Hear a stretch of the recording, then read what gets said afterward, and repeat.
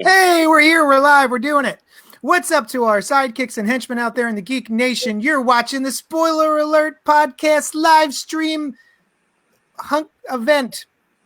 It's an event. We're doing JLA Avengers because, listen, guys, they don't make new comics anymore. That is a time of the past. So we decided we can't go a week without talking to each other. So we figured let's talk about some things that we've been wanting to discuss for a while, but never had the chance because doing the spoiler alert every week, man, that's tough. It's a lot of books to read. And it's just like, as soon as it stops, you got to start the process. It's like, what was it? It's like painting the Golden Gate Bridge. As soon as you finish, you got to start all over again. So we thought it would be fun to do JLA Avengers, which is an event book from 2004.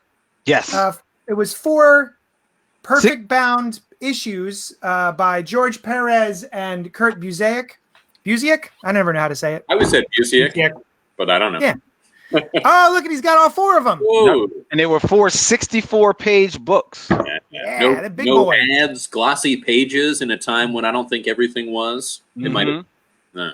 But before that, we got stuff to talk about, y'all. Noel, take it away. Oh, by the way, I'm Johnny Destructo. With me this week is Len Cruz-Webb, a.k.a. the BatTribble. And Brian Lieb. Hey. From BrianLiebDesign.com. And Noel Bartocci, please, go ahead. I learned it from watching you, Len. We're all going to do it now. Wait, I wasn't paying attention. It's not nearly as cool. What if it's like... My God, JD, you can't even kiss 2 fingers and get a piece. For most people, it's 1 step, but for us, it's like... It's 1 and 2. Yeah. Look, it's a visual medium now. Anyway, sorry. Did that to me on the street. Better or worse. And it was nice. It was cool. It was real down low. It was cool. So by virtue of the fact that we're only really talking about 1 book, we figured that it would behoove us to do kind of like a state of the union in the comic book industry, talk about kind of what's going on, maybe mash in a little bit of old school gutter talk in there, and then talk about the book. Sound cool? Sounds like a plan. Sounds like a plan. Good plan. So I pulled up a couple of, I prepared a couple of notes, but I think the first thing to talk about is something that's good, that's happy. So now that there's no new comic books happening every single week, a hashtag started, which was hashtag NTYCBD, which is New to You Comic Book Day, which is kind of like a really, really cool way that the comics Twitter has been trying to kind of keep the conversation going about new comic books and like throwing out recommendations and stuff. My favorite was Chip Zdarsky pretty much tossed up Next Wave by Garth Ennis and Stuart Immonen, and I was just like, oh, I haven't thought about that in forever. Warren Ellis and Stuart Immonen. Yes, Warren Ellis. Yeah. And it's amazing. It is amazing. We should read it. We should do it. Have fun. Get rid of it. But I thought it was really cool. And then like start the conversation. Have you guys picked up anything new this week or went back in your stacks and read something that you hadn't been reading before? You know what? No, I'll tell you what. I hadn't, but immediately when you said it, I was like, there's this one thing that I got this past summer and I haven't read.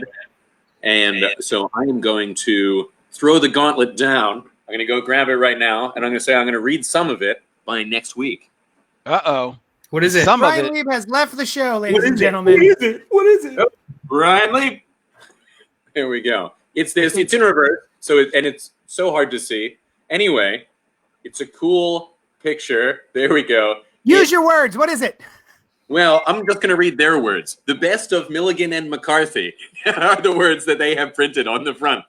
And it's like an interesting kind of indie sci-fi looking thing. I got it at Comic-Con, and it looked really cool, but I never read it. So I'm going to try to read some of it this week in honor or inspired by New to You comic. Book Day. What was the hashtag? New Comic Book Day. Yeah, so it's New Comic Book Day, but then we just toss in New to You. Yeah. Have you guys been reading anything different or new or catching up? Len? Well, let's see. I caught up on Black Hammer. I caught up on Dan Slott's Fantastic Four. Um, what is it? Not new to me, but it was new to somebody that I was talking to the other day. I was doing kind of like watching. What the hell were we watching? I can't remember. I forget what the hell we were watching. But I was watching something while on the phone with Ariel Johnson of Amalgam Comics, who is the Uncanny Tribble on BatTribble. So because she's a huge X-Men fan, and somehow the conversation got to talking about Teen Titans, and I had mentioned about Teen Titans and X-Men team up from 1982, which she not only had never read, she was unaware that it had ever happened. Wait a second. Whoa. It did? Oh, it happened. Wait, what? Oh, you didn't know about this, Noel? Yeah. Okay, because I know where you're about to go, Noel. Okay. This is like a teaser for later, though. Like in the research that I looked up, they talked about how they canceled this back in 82 or 83 because this book, JLA Avengers, was pushed off. No, you read what actually happened? What the notes that you read, I think you may have just either they are wrong or you misread them. Probably. Because what they both. were Probably both. Because what they were referring to was what was canceled was the sequel to X-Men Teen Titans. X-Men Teen Titans happened. It happened in 1982. It was written by Chris Claremont, famously drawn by Walt Simonson, and it features the X-Men and the Teen Titans getting together to battle Darkseid, who has brought back Dark Phoenix. Yes. I love it. It was tough. Epic. Was it though? It actually was kind of cool. It's actually a cool book. I see what Noel is saying. It was epic. Does it hold up, do we think? It does. And Okay. my proof of it is that in having this conversation with Ariel, who had never heard of it, just like Noel, I went and purchased the book on the sly for her, had it delivered to her home. She read it and said, "Oh my God, I never knew this existed. This was so cool." Is it still in print? Like Now, Noel, go ahead. I'm sorry. How did this work, but the other Len. thing didn't work out? Len. I like that. I just like Brian B. I just like that it's the two best friends who keep stepping on each other. It's not me and you. Me and you sitting here just chill. The wavelengths. The wavelengths are aligned. Are you saying we are not all best friends? Yeah, I was a little insulted by that too, but I was going to go with that. Yikes, Len. I see. We know where Len sits. The cheese stands alone. Anyway, Len. My best friend, Len. My question was going to be I don't remember the format of this. Is it a single issue or is it like a collection? It's a single issue. Oh, okay. Wow. It's big, right? Like, I think it may be 64 pages because like I had it delivered to her, so I don't remember. But so it may be 64 pages. Was it readily available? How much was it? Yeah, would you go on eBay or something? I bought it Amazon. I bought it off of Amazon. And now like the marketplace, like a seller on Amazon. It probably was Yeah. because it took like about a couple of weeks. Like it wasn't like well, but now Amazon, I can't even say that because Amazon, even for Prime, is pushing stuff back unless it's essential, you know. But but I don't remember it costing like crazy. Like I didn't have to drop like $50 or nothing like that for it. Oh, okay, cool, nice. I'm sorry, Noel. What were you gonna ask? I was like the logistics of it. If this was like if back in 1983 this series JLA Avengers was canceled because the publishers couldn't come to an agreement, how the fuck did that like go through? I think that was the success of that was what spurred on the possibility of JLA Avengers. So there must have been some kind of change. No, it's the other way around. 1979 is when like this was a sparkle in everyone's eye, and then they spent 2 or 3 years because it was supposed to be Jerry Conway and George Perez, Yes. But then Roy Thomas started scripting based off of Jerry Conway's story because like it started in '79 and then it did nothing for like 3-4 years, and then in '83 he started drawing it, but then they halted that. And the Uncanny it wasn't until '84. It still happened even though the other one was canceled. How did that? Here's what I put forth as what could have happened is that like this was going, they wanted to get this going. Relations between Marvel and DC were okay, and it just took a little while to get going. Then, while things were okay, the Teen Titans X-Men book came out, and then they were like, "Oh, we should also do this JLA Avengers," but something fell apart, and then that was that. I don't know. X-Men and Teen Titans were definitely like the big comics of the time. When this first started getting talked about in 1979, it was coming off of the wake of the two Spider-Man, Superman team-ups, Batman and the Hulk, and I even think Wonder Woman did something, or there may have been another one in between. I can't remember. But so then the natural next step is Justice League and Avengers, which is when the conversation starts in 1979. In the midst of them getting this all together, Perez not only wants to do it. Yo, what's up, Jamar Nicholas, who hit us up, comic book artist in Philly. What's up, Jamar? Not only are the does George Perez sign on like, yo, I want to do it, because at the time he was the Avengers artist, but in the midst of all of that, he makes the switch over to DC and takes over Teen Titans. Teen Titans blows up on the same level as X-Men, and that becomes a fait accompli. Like, well, the next thing we got to do is these two,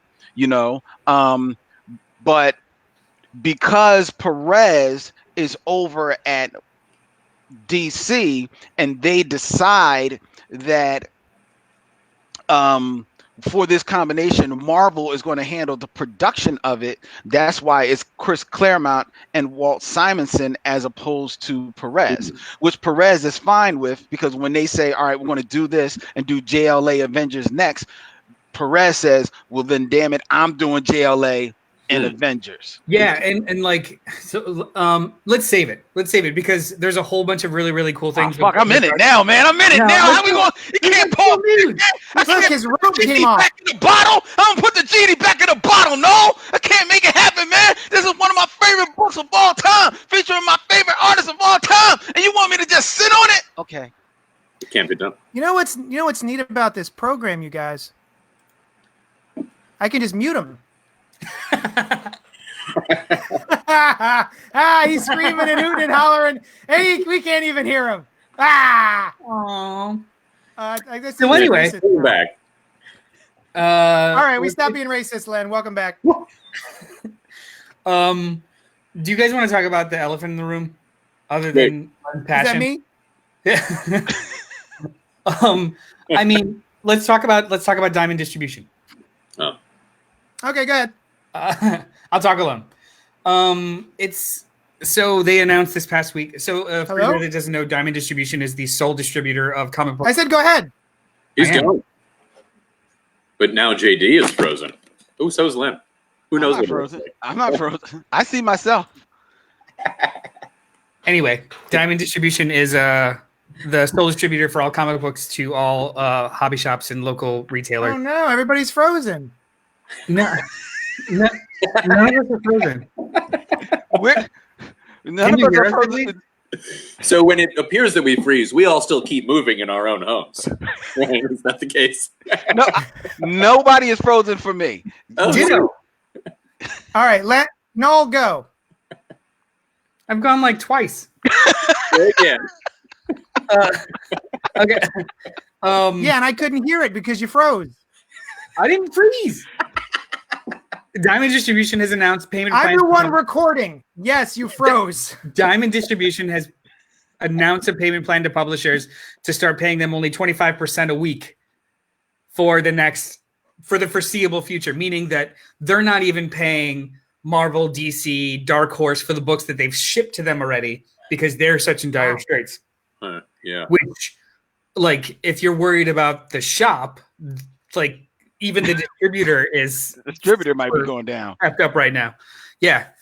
And then like to kind of try and mitigate things like or to mitigate more damage, Diamond is coming up with like other things, as in like they're willing to send books directly to retailers' homes if they can't get to their store. They're doing something else too, but it's with regard to that, right? I saw I heard that I guess UPS in some places is no longer delivering to businesses. So that's why Diamond was like, hey, if you guys want your books, you can just have them shipped to your homes if you're doing mail outs from your home and stuff like that. So that's an option for retailers as well. Yeah, I did hear. I'm sorry, I did hear that because you know, I was in contact again. I'm sorry, I was in contact with Ariel. I'm getting echoes. I'm getting echoes too. Are we still echoing? Hello? Hello? Okay, go ahead. Hello? Yeah, I'm just hearing the echoes. Brian? I'm enjoying it. I am also hearing echoes. Yes. I'm not. Oh, Brian? yes. I am also hearing echoes, but not right now. Oh, Noel? I am not hearing echoes. Then it might be you. Me? I don't hear echoes from anyone. No, sorry. It may be Len. I think is what. Right. Oh, now I'm hearing me echo. I've got one And microphone. everyone else is frozen on my end. I'm not frozen. I'm sitting here right here. I'm listening. Well, I'm not frozen, and I'm no longer hearing echoes. Great, go ahead. So what I was saying was that I did talk to a couple of business friends of mine, and they had told me how they both had to go to the post office recently, and it was only then that they discovered that mail wasn't being sent to their businesses. You know, because they went there to pick up something that they had got a notice of, like something they ordered, and they just happened to notice like, hey, it hadn't been delivered yet. And they went there and they said, oh, we've got all this stuff for your business as well. They had like 3 weeks of mail sitting there waiting for them. Wow. Damn. Wow. Yeah, you'd think a notification would go out, but I guess how? According to the postal service, they said that they are just holding onto the mail, just waiting for the people to contact them, and when they contact them, come and pick it up. They'll come pick it up. I guess right now they're probably understaffed as well, so to have to get out, notices on all that type of stuff. That's a big labor crunch as well. Right. Yeah. Well, and the notices themselves would probably usually be delivered. Right. Exactly. Yeah. Being delivered, then like what other structure do they have set up to send out notices? Maybe email if you have an account with the post office, but I don't know how businesses work if they all do or not. I think it's just a presumption of the post office. Like if businesses are shut down unless you let them know that you're still operating or receiving packages, then that's that. Like I know JD, you still do receive packages, but the delivery guy knows that you are able to get there at 1 o'clock to take it. Yeah. Yeah. It's probably just a presumption because mail is still functioning. Mail is still going, Yeah, that's true. right. Post office is still open. Now, there was another element to this Diamond distribution thing is Comics Hub had a plan. Noel, do you know what that plan was? Oh, yeah, I know like the broad strokes of it. So Comics Hub they're an online tool, like a point of sales tool that they were trying to get, or that exists already. It's like if you're a local comic shop or a small shop that doesn't even have a website, you're able to buy this out of the box tool. And what they'll do is they'll put your inventory online for a small fee, and then you could sell online. It's literally just like for small businesses to be able to have an online presence. They were in the process of potentially converting their model to being, we're going to let your shop sell the digital version of the book now, and then 4 months from now or 2 months from now or whenever, when the print comes out, your users or your shop goers can take the print copy that they already purchased. So a way to put money in hands now for goods later, but still being able to read the weekly books. That was poo-pooed. in a very large way by retailers in a bunch of retailer groups. They pooped on it hard. Yeah. It was like of an internal survey. It was of like 130 people, like 115 of them were just vehemently no. And like 5 were just like, oh, I could see it. I'll tell you, when I first heard about the plan, I was like, oh, what an awesome idea. Somebody, trying to do good and that this would work out really well. And then when I heard earlier today from you guys, when I heard the objections to it, that makes a lot of sense too. Yeah. Well, do you paraphrase the objections? So the one that stood out the most was migration away from print media. If people start reading digital, that they're concerned, that the trend will change. And I mean, that kind of thing happens in the world, but also I totally understand not wanting to. Why invite it to happen? You're right, exactly. Yeah. And I myself switched over to digital for a while, and there's some things that I like digital for, but I've gone back to print. And so, if even if people would ultimately prefer print, they may switch over to digital and not come back, or maybe some of them would, but statistically too many of them wouldn't, in order for the model of the comic store to continue. And the model of the comic store is fun. I mean, it's a big part of the experience. I think that's what's getting lost in all this, right? The community aspect of it. That's the reason why we're all talking at each other's little boxed faces as opposed to just recording like normal. Well, but go ahead. If I could say, a story from my own childhood, my family used to have a wholesale news industry. And so we got some comics in, like the ones that would go into 7-Eleven and that kind of thing. And I could have gotten them for free, right? And some I did, not for free. My dad would have just given them to me. You know how it goes. But, so I could have gotten those. But I would still go into the comic store and buy them. And my dad was like, Brian, what are you doing? Like, why are you spending your money on these comics? I could just get you Superman issue 48 or whatever, And I'm like, yeah, but I like going in there. Like I like talking to the guys. And, it was a lot of fun. It's the in-person community of it that even now with communication so much more possible than it was then, still great, to go in and hang out with people who like the same things and want to talk about stuff that you want to talk about. Now, Len, you were talking earlier. You've been proselytizing for quite a while about moving to trade paperbacks instead of the weekly issues. Yes? Yes, I have been for a long time. Now, for a spoiler alert, I do read digital comics. But to be fair, if it weren't for spoiler alert, I would never read a digital comic. I enjoy the physical presence of, enjoyment of having a comic book. But I feel the model to me, exactly, right? That's my entire basement right now, waiting for bookshelves so I can put them up, stack them up. But the model of floppies, the weekly model, which has sustained the comic book business forever, I know, and it is what has created the community of the comic book reader and the comic book lover that we all enjoy, that enjoys going into the comic book store on New Comic Wednesday and collecting your comic books and everything like that. I understand that. I appreciate that. But I feel that if the industry, it would have to be a slow migration, but if the industry migrated over to trades in such a way that still on every Wednesday you had a very large number of new trades coming out into the comic book stores, that community would appreciate that change over.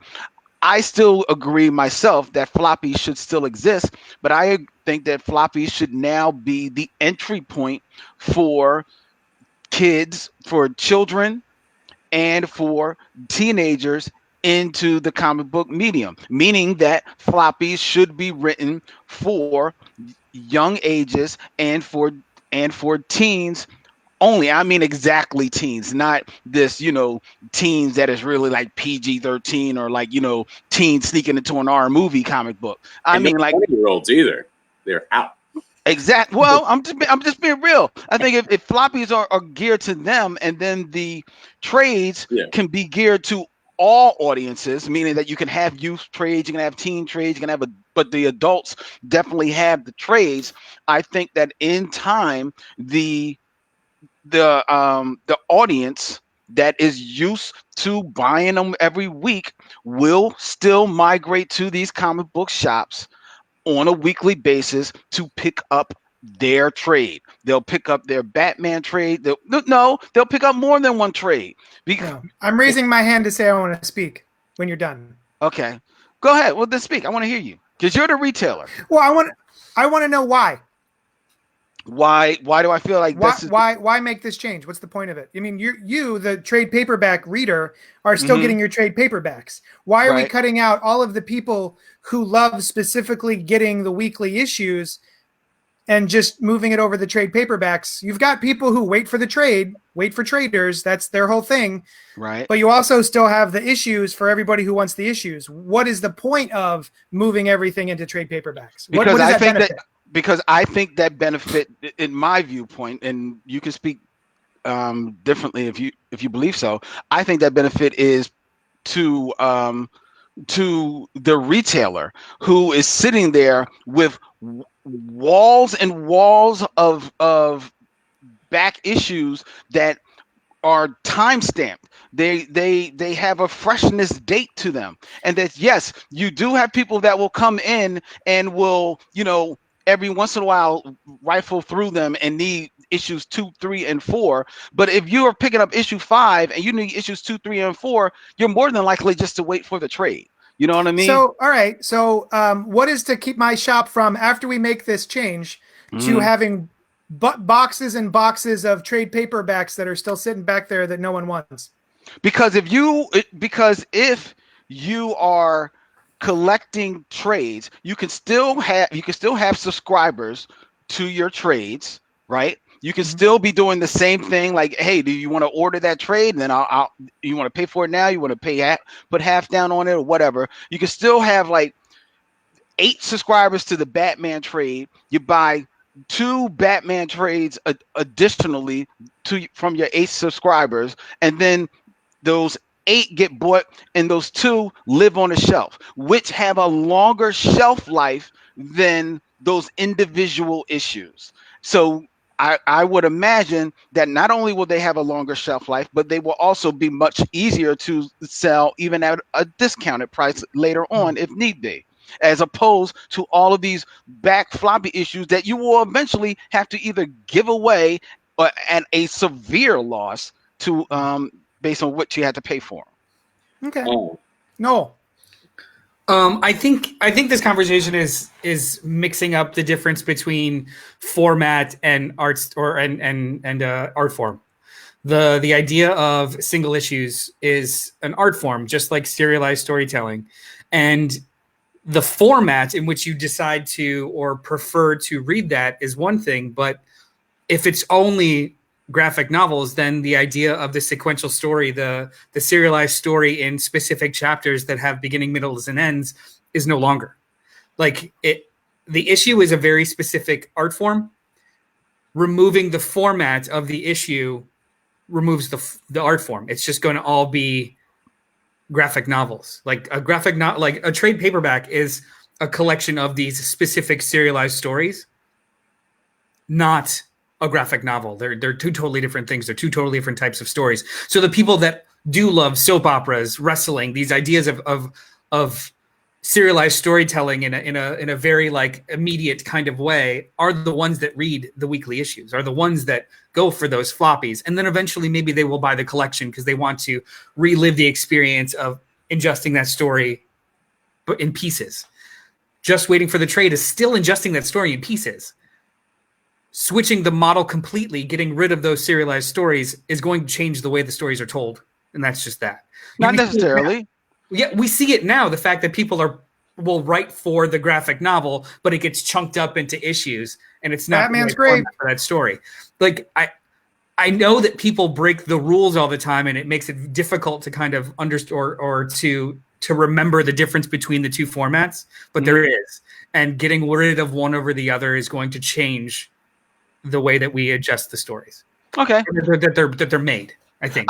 I don't think that it necessarily has to change. I think that if you're a person that is like is just like if you are writing a book, and if you write your book so that you're writing it in chapters, and a comic book story now more often than not that one that is not written necessarily for the trade, even though they all know they're going in trade. Yeah. But if they're not writing it for the trade, I put air quotes that you can see now, ladies and gentlemen, but you maybe can't hear.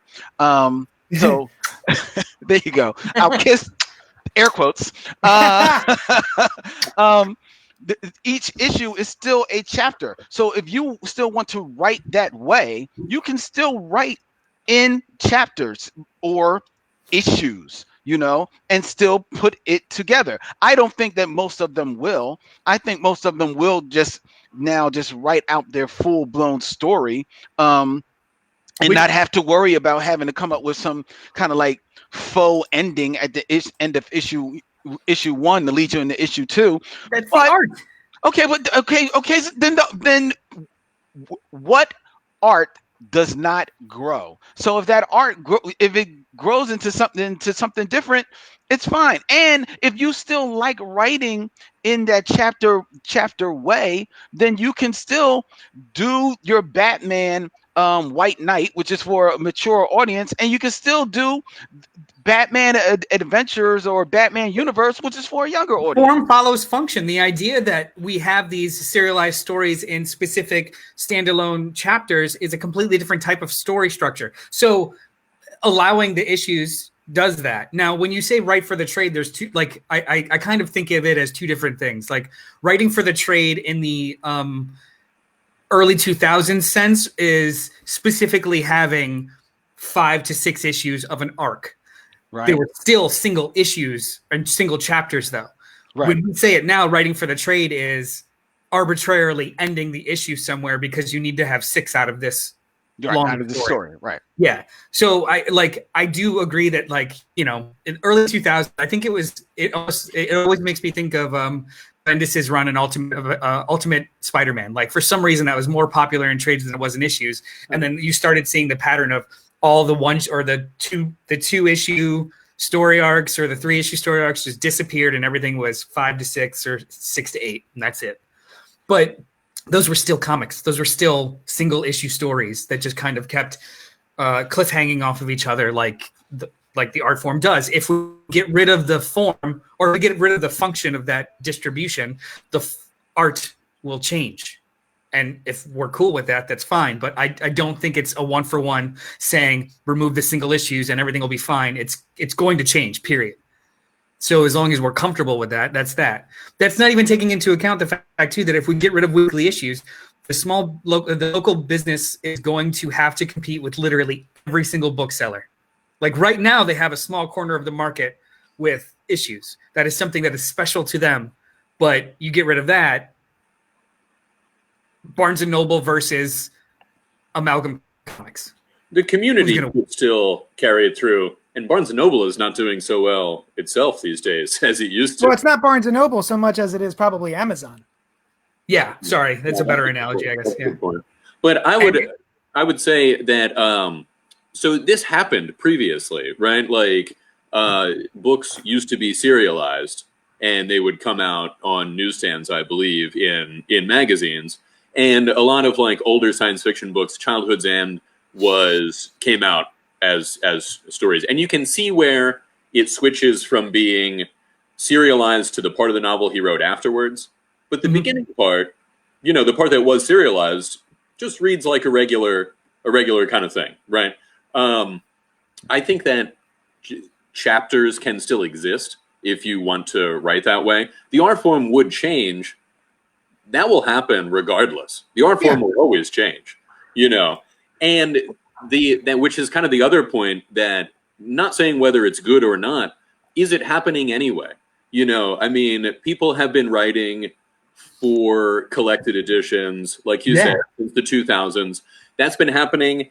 And also, I mean, hasn't that been happening even with TV? You know, TV has gone since the 90s in less episodic and more overarching story with a season. And that is when it became more interesting than movies, right? And now we binge entire seasons of TV, and movies have started doing shared universes with ongoing. You know, so it's like you have a story unit, and then it becomes interesting to build upon it. I just think it's the mechanic. Bottle episodes are gone now, though. What's that? The idea of bottle episodes are gone now, though, because there's like with television explicitly, you know, the idea of it has to have a full arc for the whole 22 episodes. You no longer have the procedurals or the single episodes that kind of like work out themselves in their own thing. So like the art follows function. If the function is now just bingeable content and overarching, then you get rid of specific types of art forms. Like the only thing that does procedural now is fucking Law and Order.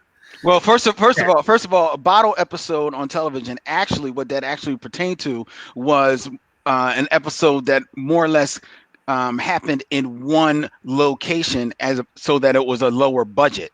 So that was the whole idea of a bottle episode. Usually Star Trek was famous for throwing in a couple of bottle episodes, especially one right before the series finale where they blew the rest of the budget on. So that's what the whole idea of a bottle episode. Serialized television definitely has taken over TV, kind of like, to me, as far as even though it did happen, it's always been a thing with soap operas and stuff like that. But I think it really hit big with Star Trek Deep Space Nine somewhere around like its third or fourth season.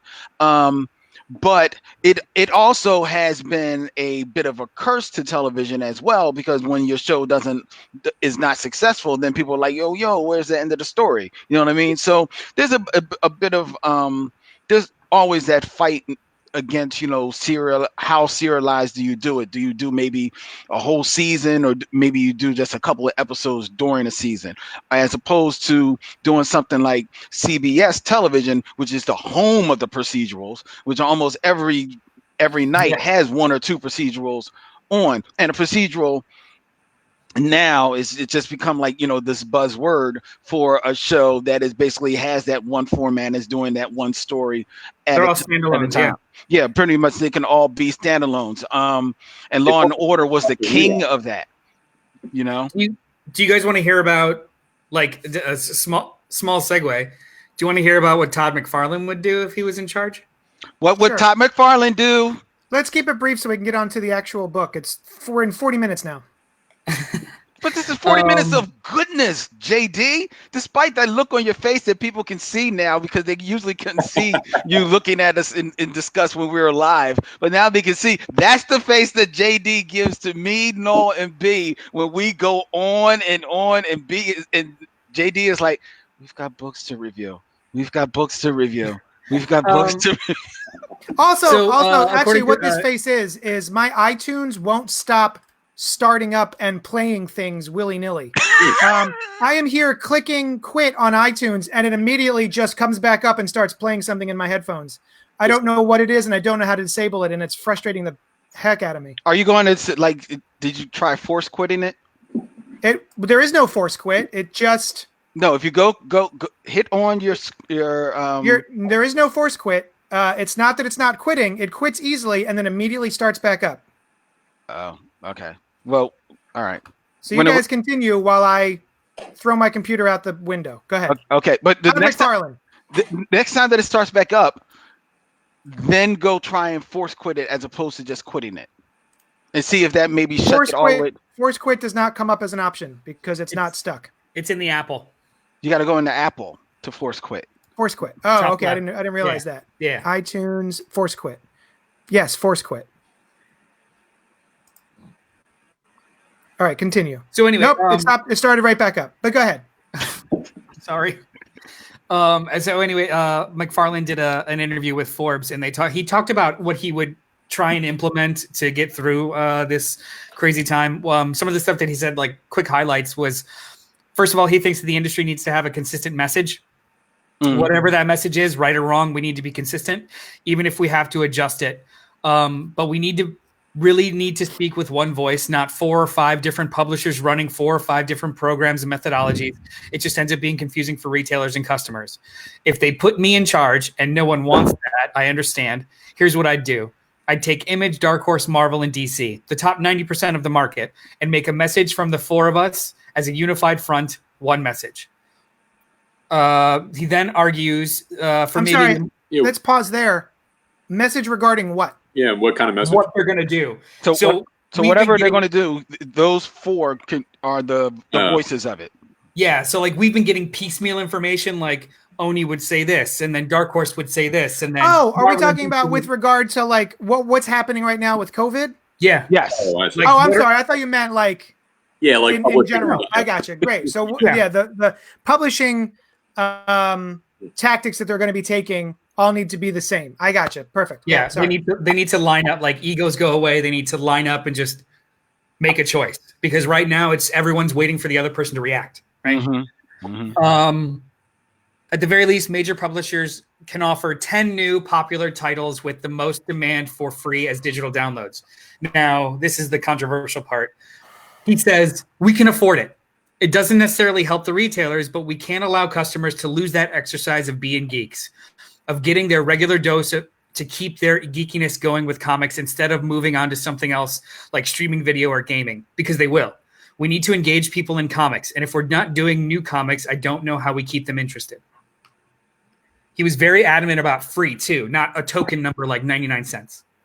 Right. So like if Marvel had decided like, you know what, we've got this Empire thing coming up, main title is free to keep people interesting on a weekly basis, you know? Right. Very limited, because, you know, like a free comic book day idea expanded, but still very limited. Oh, excuse me. Yeah. And then he goes on. Go ahead. Just in the same way that a lot of other companies during this outbreak are giving away things for free in order to help people sort of connect with each other. For instance, I think one of the Zoom, you got a 40-minute limit, but because of everything that's happening, they're like, here's a present, no 40-minute limit. You guys talk as long as you want. You don't have to, that sort of thing. Yeah, I think HBO is giving away like 500 hours of television for free, whether you're a subscriber or not. Exactly. Yeah, stuff like that. So, and like he goes on to like, he doesn't really come up with his solutions for how we handle the retailers, but to keep people involved in comics, because he's right. The audiences are fickle as hell. Like you take away something from them and they realize how much they don't necessarily need it. That's true. Once distributors resume, McFarlane suggests the major publishers can do 3 to 5 events to give readers a reason to come back.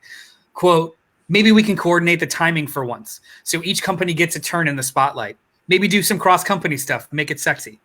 Mm-hmm. So doing nothing can't be the answer. If we stand still and hold our breath, how does that improve what we're doing now? If I put Spawn out digitally for free or at a discount for a few months, does that mean customers won't buy the issues at retail? He asks rhetorically. Maybe not. But I say to the stores, don't worry about getting issues 307, 308, 309 that come out when you're closed and can't get printed copies anyway. Fans will come back for 310 when things reopen. They'll come back for Batman or whatever they're reading. Who cares about what number it is? It's a comic that you're selling at the same price. Who cares if people get it at a different way in the meantime? He's making the case that the addict or the addiction is more important, or the addiction is more important to foster than the specific format of it, which is not unlike what you were kind of saying, Len. Mm-hmm. Now, I think it makes I like that he admits that this is not, going to go well for retailers. He's thinking about the fans first with his whole idea, and he's being upfront about that. I don't think it's necessarily a bad idea. I mean, controversial, sure, but anything is controversial when you're dealing with the comic books industry, because they most often don't think with one voice, But I like it. I like his idea. He does mention too, like he feels that the retailers will still get those people back, that it's more important for to keep audiences engaged. Like maybe we're out for 4 months and Spawn's going to be digital for 3 months. But, you know, when that 5th issue comes back and the stores are open, they're going to come and get those issues. And then your hardcore retailers or your hardcore customers are going to get the back issues too, because they don't want a gap. Right. See, this will celebrate, to me, this will celebrate as far as on the retailer side. This whole situation, right? This whole situation will celebrate the retailer who is selling comic books because they like comics and they know people like comics and people are coming in and buying their comics, from the retailers who love comics, love the comics community, and love fostering, and showing appreciation to that community, right? Like we're in Philadelphia. There are a number of comic book shops here in the city of Philadelphia. There's tons of them. And some of them have their loyal customer bases, right? But there are, and I'm just going to put it out there without naming names, few and far between whom, when I go there, I feel that they do a great job of showing just appreciation to their fan base, to this comic book community, and to the industry at large.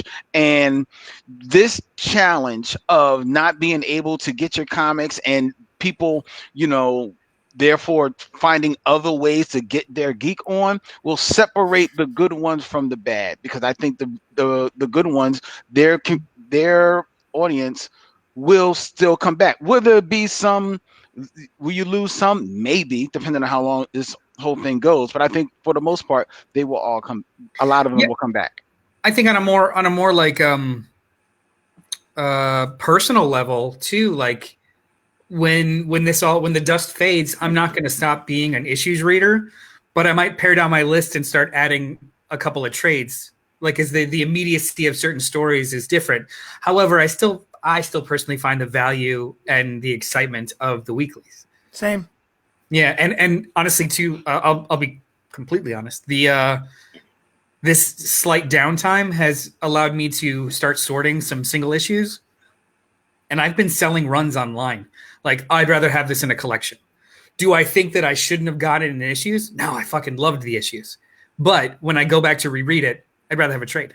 So I'll sell that, and then maybe someday down the line when I want to read it again, I will order it through JD. Stuff like that. Like, my stepdad did that with the early issues of Fantastic Four and I think X-Men. And then he was like, "Oh, what do I need these issues for? I got the trick." I know, right? Yeah. Whoa. I mean, I read Batman White Knight and sold the issues for $60 because people wanted the issues that bad. And I'm like, I'd rather have the trade if I'm going to reread this. It's fine. It's unlikely to be as landmark as X-Men number. Exactly. But you hush your mouth, Brian. Batman White Knight was all that. That's Randy says, you never know. Randy chimed in and he says, "Amen, gents." Sweet. Hey, Randy. How come you don't like my shirt? Because it's not his logo. I know. I mean, the color scheme is fine. Oh, I didn't know there was a microphone in that R. That's cool. That's cool. Yeah, it's a nice logo. Yeah, it's tight. Yeah, the guy that did that logo is dope. Oh, it was me. JLA Avengers by Kurt Busiek and art by George Perez. 20 years in the making, the most highly anticipated crossover event in comics history has finally arrived. The most powerful characters in two universes collide as DC's premier superheroes meet Marvel's. Superman, Batman, and the other members of the JLA join forces with Captain America, Iron Man, and the many other Avengers to fight a threat so immense it threatens 2 entire dimensions. So Noel was very kind and wrote up a brief history, and I will read it to you now. First issue premiered in September of 2003, and the final issue in March 2004 after a 3-month delay between issues 3 and 4. Originally conceived in 1979 by Jerry Conway with art by George Perez, plot at the time had to do with Kang and time travel. Roy Thomas was to script based on Conway's story. Canceled in 1983, even though Perez had 21 pages already penciled due to editorial disputes reportedly instigated by Jim Shooter. This cancellation also caused the the cancellation of a planned sequel, The Uncanny X-Men and the New Teen Titans, which already existed. Uncanny X-Men and Teen Titans had a crossover event. It was one issue, and they had planned a sequel, but because of all of this hubbub, that got canceled, sadly. An agreement was reached in 2002 that writers Kurt Busiek and Mark Waid, both writing Avengers and JLA respectively at the time, with alternating issues being in each team's book. The publishers could not come to an agreement, and by the time they did, Waid was no longer available. Perez was also under an exclusive contract with CrossGen, not GrossGen as he typed, CrossGen, but had a specific clause in his contract for this book. It was originally released as 4 Prestige issues. In 2004, it was reprinted as a 2-volume, oversized collected edition with the original Perez pages from 1983. In 2008, it was reprinted as a trade paperback. It has been out of print ever since. And JD, what a shame. Is that crazy? Yes? You have my collected edition there with you, right? I do. Yeah. Step 1. I take off the I'm about to say, that's not how I gave it to you. I take off the dust covers because I'm afraid of damaging them. They're always so delicate that I take the dust covers off, and I'll read the book without the dust covers. So yes, I do have. Len was nice enough 38 years ago to lend me this. Yes, before it came out. It's a lovely box set with a slipcase cover. Look at that. Yeah, it's essentially an absolute. They're just not allowed to say absolute because it's not exclusively DC, right?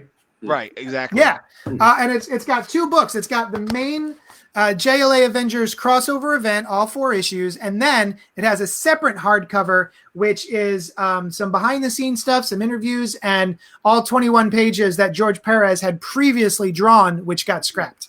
Now, that behind-the-scenes stuff, because we're going to be talking about the book in general, ladies and gentlemen, but that behind-the-scenes stuff is crucial because not only does it spell out the mind-bending story behind the scenes that went in the creation or of the first book that never happened, it also reprints the dueling editorials that DC and Marvel published in all of their comic books of the day, where the editors-in-chief, who I believe were Jim Shooter and Carmen Infantino, give their dueling points of view of exactly why this did not happen. Yeah, it was Dick Giordano, isn't it? Oh, yes, Dick Giordano. You're right. It was just egoing egos Yes. of the ego in the room. Yeah, it was. So, it was Len, a fun read. Can you paraphrase each of their versions? Do you remember? Because I haven't gotten around to reading that part yet. I was up till 3 a.m. finishing just the main book. Because I got to tell you, man, take a look at this.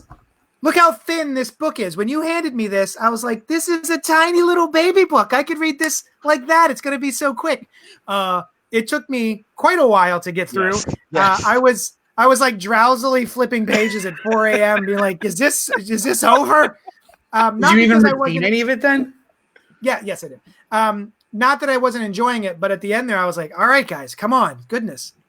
Yeah, if I remember correctly, like Noel hinted at, Jerry Conway and George Perez were assigned to do this book because this was going to be, like the big book. And at that time, George Perez and Jerry Conway were the writer and artist on the JLA. George Perez having just come over to DC, and they went and kind of like blocked out a script, and the whole idea was that it was supposed to go over to Jim Shooter. He was supposed to give his okay on stuff, and then they would keep it moving. Well, Perez, excited to get started, said, well, I'm sure this is pretty much just going to be like, he's just going to make a couple of changes. I'm going to get started drawing because, George Perez, like, I want to draw this. This was my dream book. This is George Perez. This was literally his dream book to do. So, but Jim Shooter not only takes a long time getting back to them with any of his corrections, but then he has a host of corrections that he once made, and then him and Giordano basically go back and forth, because Jim is like, well, ain't nobody tell George to start drawing. This shit ain't right, and Dick is like, yeah, but like, how right is it? I mean, we can kind of fix kind of some of this stuff in the room. I mean, come on, It's JLA Avengers. We're not talking about Catcher in the Rye. Let's just get this book done. And Jim is like, fuck you. I want this book to look a certain way. Some of his points are right because Perez, having been away from Avengers a little bit, was drawing some of the characters in the wrong costumes. He didn't have like what was supposed to be present day Avengers. He didn't have all of the exact present day Avengers at that day, supposed to be in the room, even though the whole idea was that anybody who was ever Avenger was supposed to be there.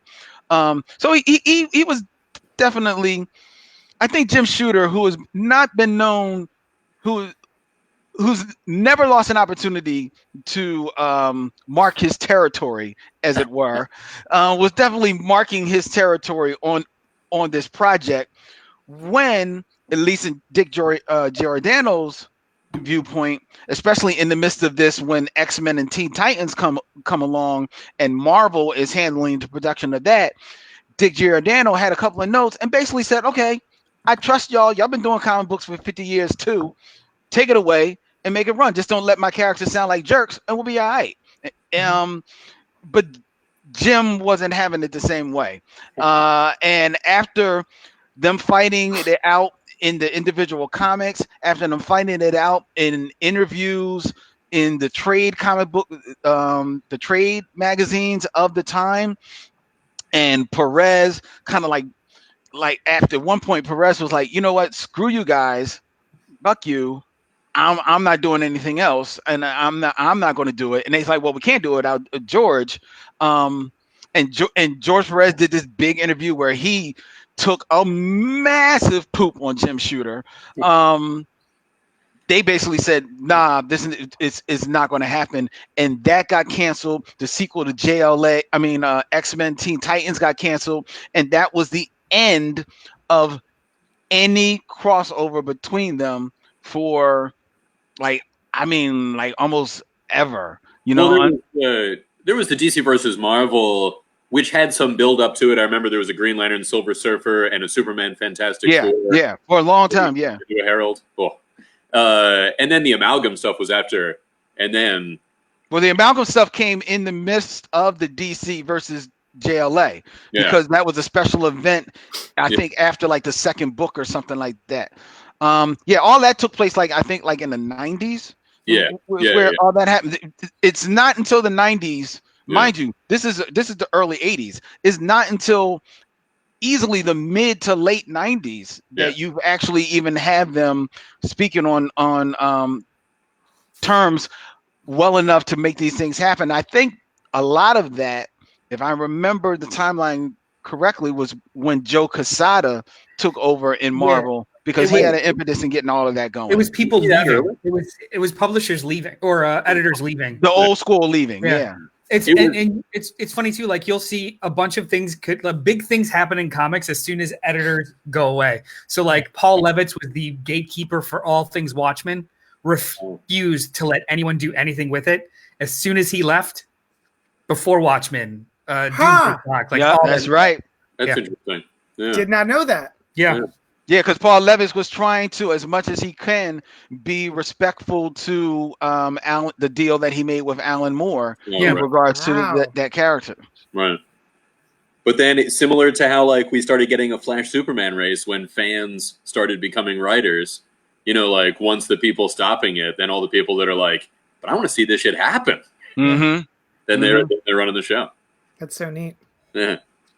So let's start with issue number 1. We're going to go issue by issue because there's only 4 of them, but boy, are they doozies.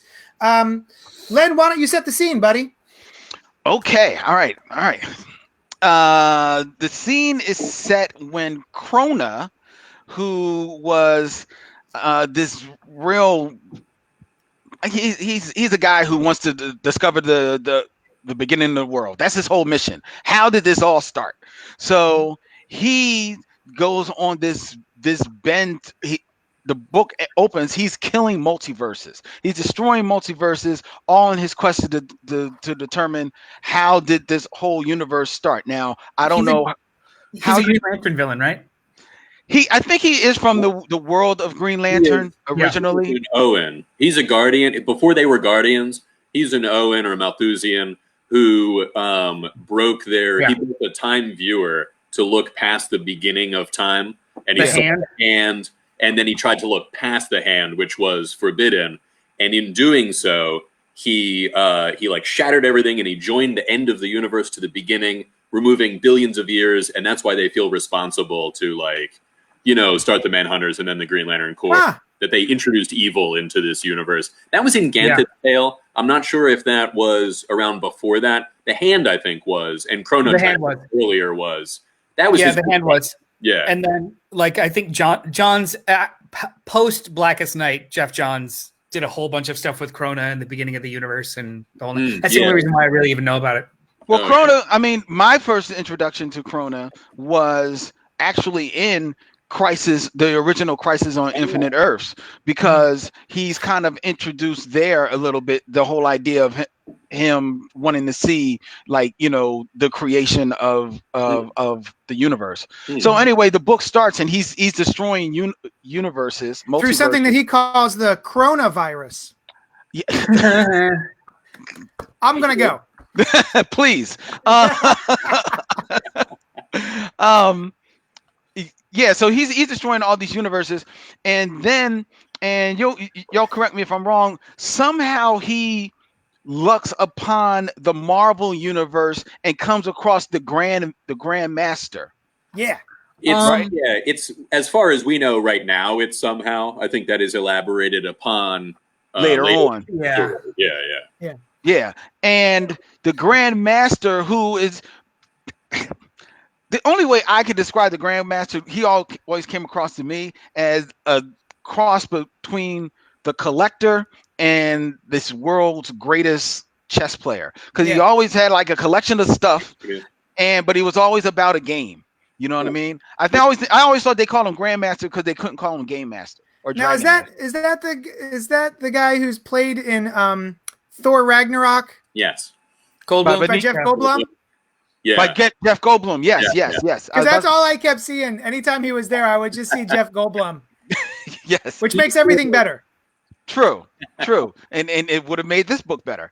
So the Grand Master, who, he's about to destroy the Marvel universe because I think somehow Krona lucks upon knowing about Galactus. So, and Galactus can maybe fill in the blanks of, how the universe started.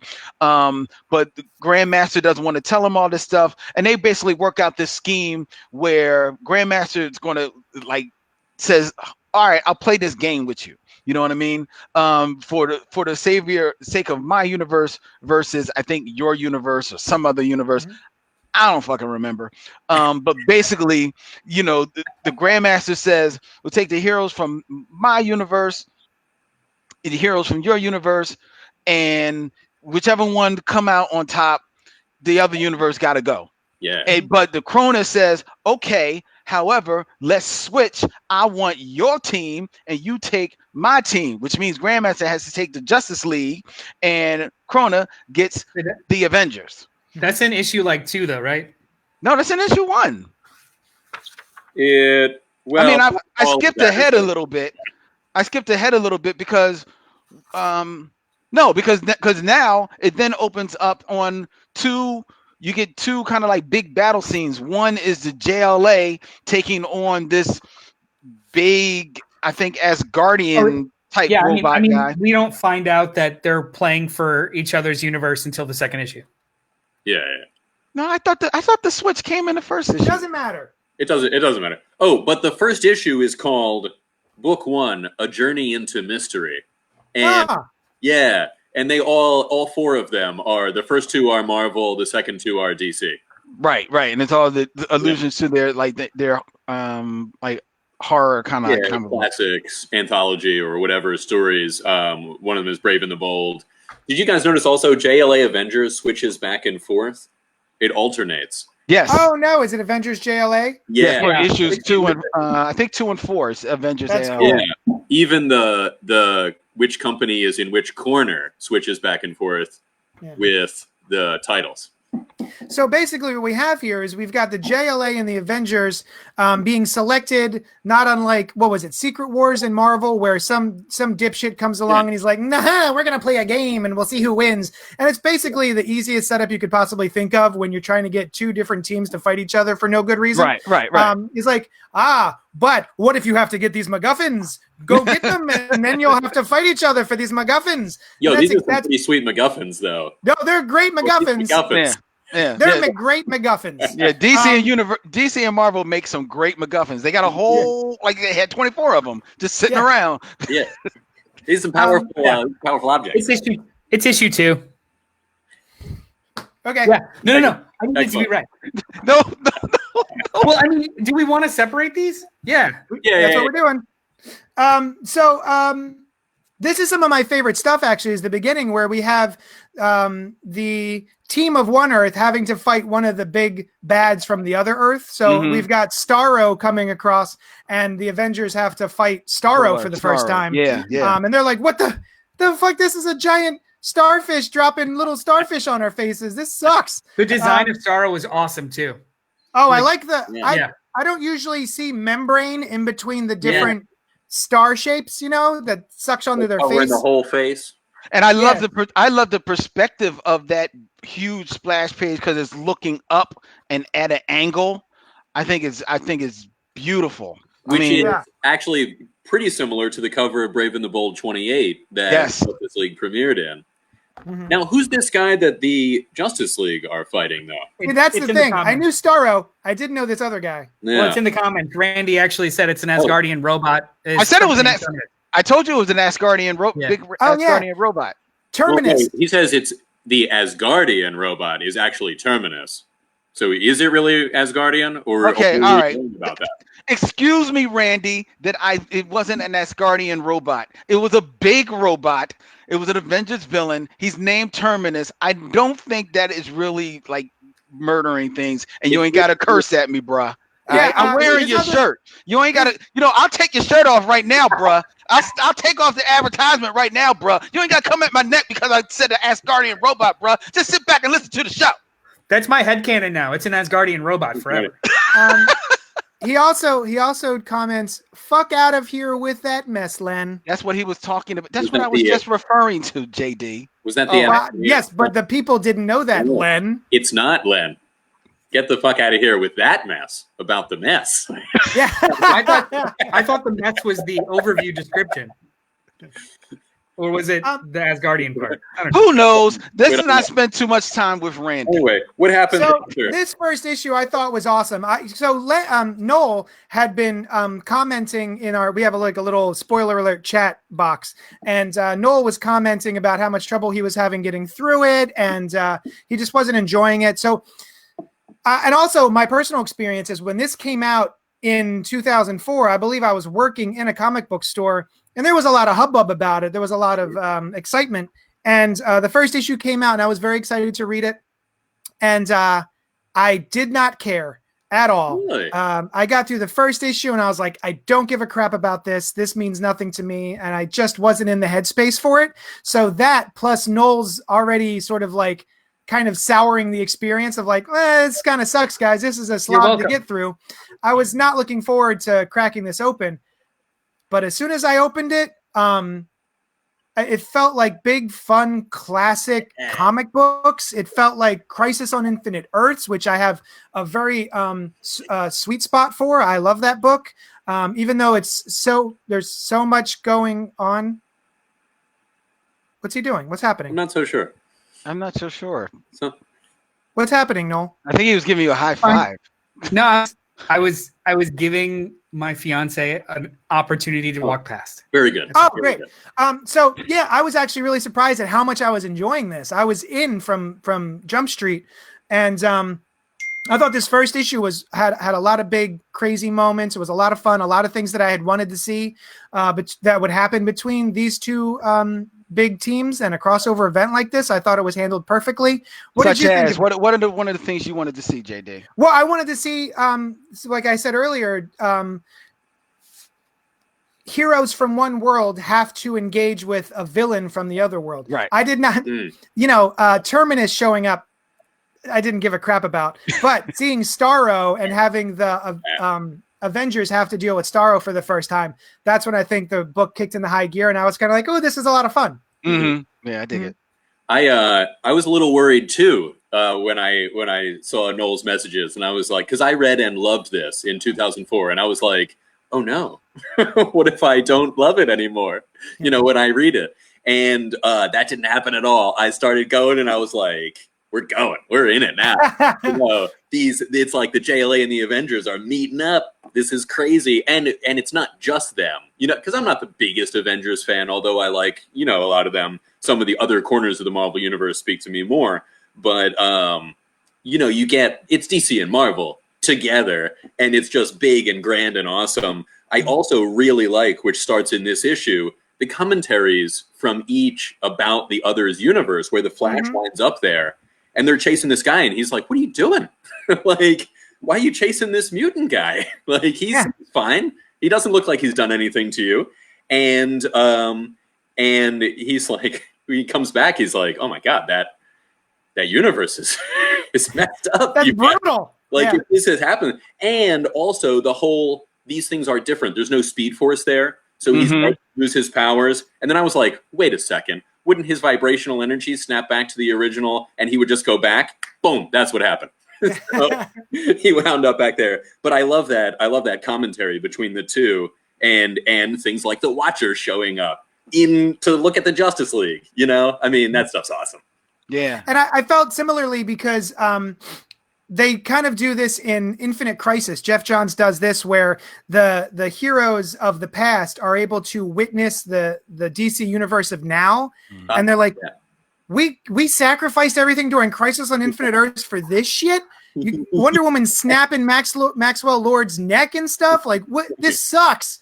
And I really like the commentary between the DC heroes who have just gone into the Marvel universe and were like, we thought we had it bad here. Shit's fucked up in the Marvel universe. And I was like, it's true. And it really is. And sort of they really play with that dynamic between, the golden gods of the DC universe sort of branching out to affect their whole universe is sort of a much brighter place than the Marvel universe, which has always been more centered in, a little bit more in reality. Len. Yeah, I share that same thing. The whole commentary on how, from the Avengers point of view, about how superheroes are more or less worshipped in this DC universe, or at least put up on pedestals, as opposed to being looked at, sometimes cynically in the Marvel universe. I thought that was pretty cool, and I also liked, and it was funny. Referencing Noel's notes again about when he started reading this book, and he's reading it and he's like, yo, man, look, this book is all right, but like Superman is a dick. And I'm like, yo, keep reading, because that's how it all of that is seeded in the first issue about Superman, and even Captain America is coming off of you feeling like, hey, this is the Cap I know, and yeah, there's something little off about it. So, and all of that just like bears fruit as you continue reading with the book. But to me, the biggest thing about this book, and why I at the time was jazzed about it, because one, having grown up through the 70s and the 80s, I was there for all of the hullabaloo of when the first book was thought it was going to come out, and it was going to be my favorite artist of all time doing JLA Avengers, and I thought this would never happen. So I was like, oh man, want, you know what I mean? And so, and then plus, not only did I think that it never happened, but another aspect of that story that if people we didn't even touch on is that sometime over the years, when Perez, more or less thought that this would never happen, he took those original 21 pages, they got sold. they were originally at one time owned by Rob Liefeld. So who basically had to sell them back so that they could get the original troll. Right, exactly. Which makes you think, oh, this will never happen if this jerk has it, So so when it finally says it's going to happen and they're putting out the promo art for it, and it's like Captain America with the atom on his sleeve, and I'm like, what? Oh my god, is it really going to happen now? So when I cracked open that book, I was in heaven, man. I don't think I read it for a week, because I would just put down the book, open the page, and just sit back and just look at all this George Perez goodness, because we weren't getting George Perez goodness on a regular basis at this time. At this point, George Perez was more famous for starting and stopping things and not finishing things than anything else, so when he signed on for it, I was like, well, I'm just going to enjoy this as much as it goes, man. And when I heard that he had signed a deal with CrossGen and they had made it like, yo, we're giving him 6 months off so he can just do this book, I'm like, yes, let a man work, let a brother work. And then that man worked, and I was like, oh my god, I was in fucking heaven, dog. I love every fucking inch. And this is really good George Perez, man. Yes. Yeah. Yes. I think this work is excellent. I even like some of the computer coloring is a little aggressive, but his pencils and inks on this are great. I was actually mentioned before the show started. At first, I was confused because I thought that Jerry Ordway was doing some of it as well, because I saw this Superman, and that to me is a Jerry Ordway Superman. Yeah. So I thought maybe they were working together on it. So I was surprised, delightfully so, that this was all George Perez. Noel, what do you got? Oh, well, I mean, you guys gave my opinion. When this was coming out, I was reading. I had just gotten back into reading comics during college. So this was 2003. I had just gotten back into comics. I just finished Green Lantern Rebirth. I just finished, I just started reading Astonishing X-Men, Identity Crisis. What was it? Superman, Batman, Jeff Loeb's. So I was very much into comics at the time. So I got super, super fucking excited for this because I knew of George Perez, and it was from when I was collecting as a kid and the whole nine. I was reading them in issues and I loved it. This was awesome. This was fantastic. This reread was not as fun for me. Okay.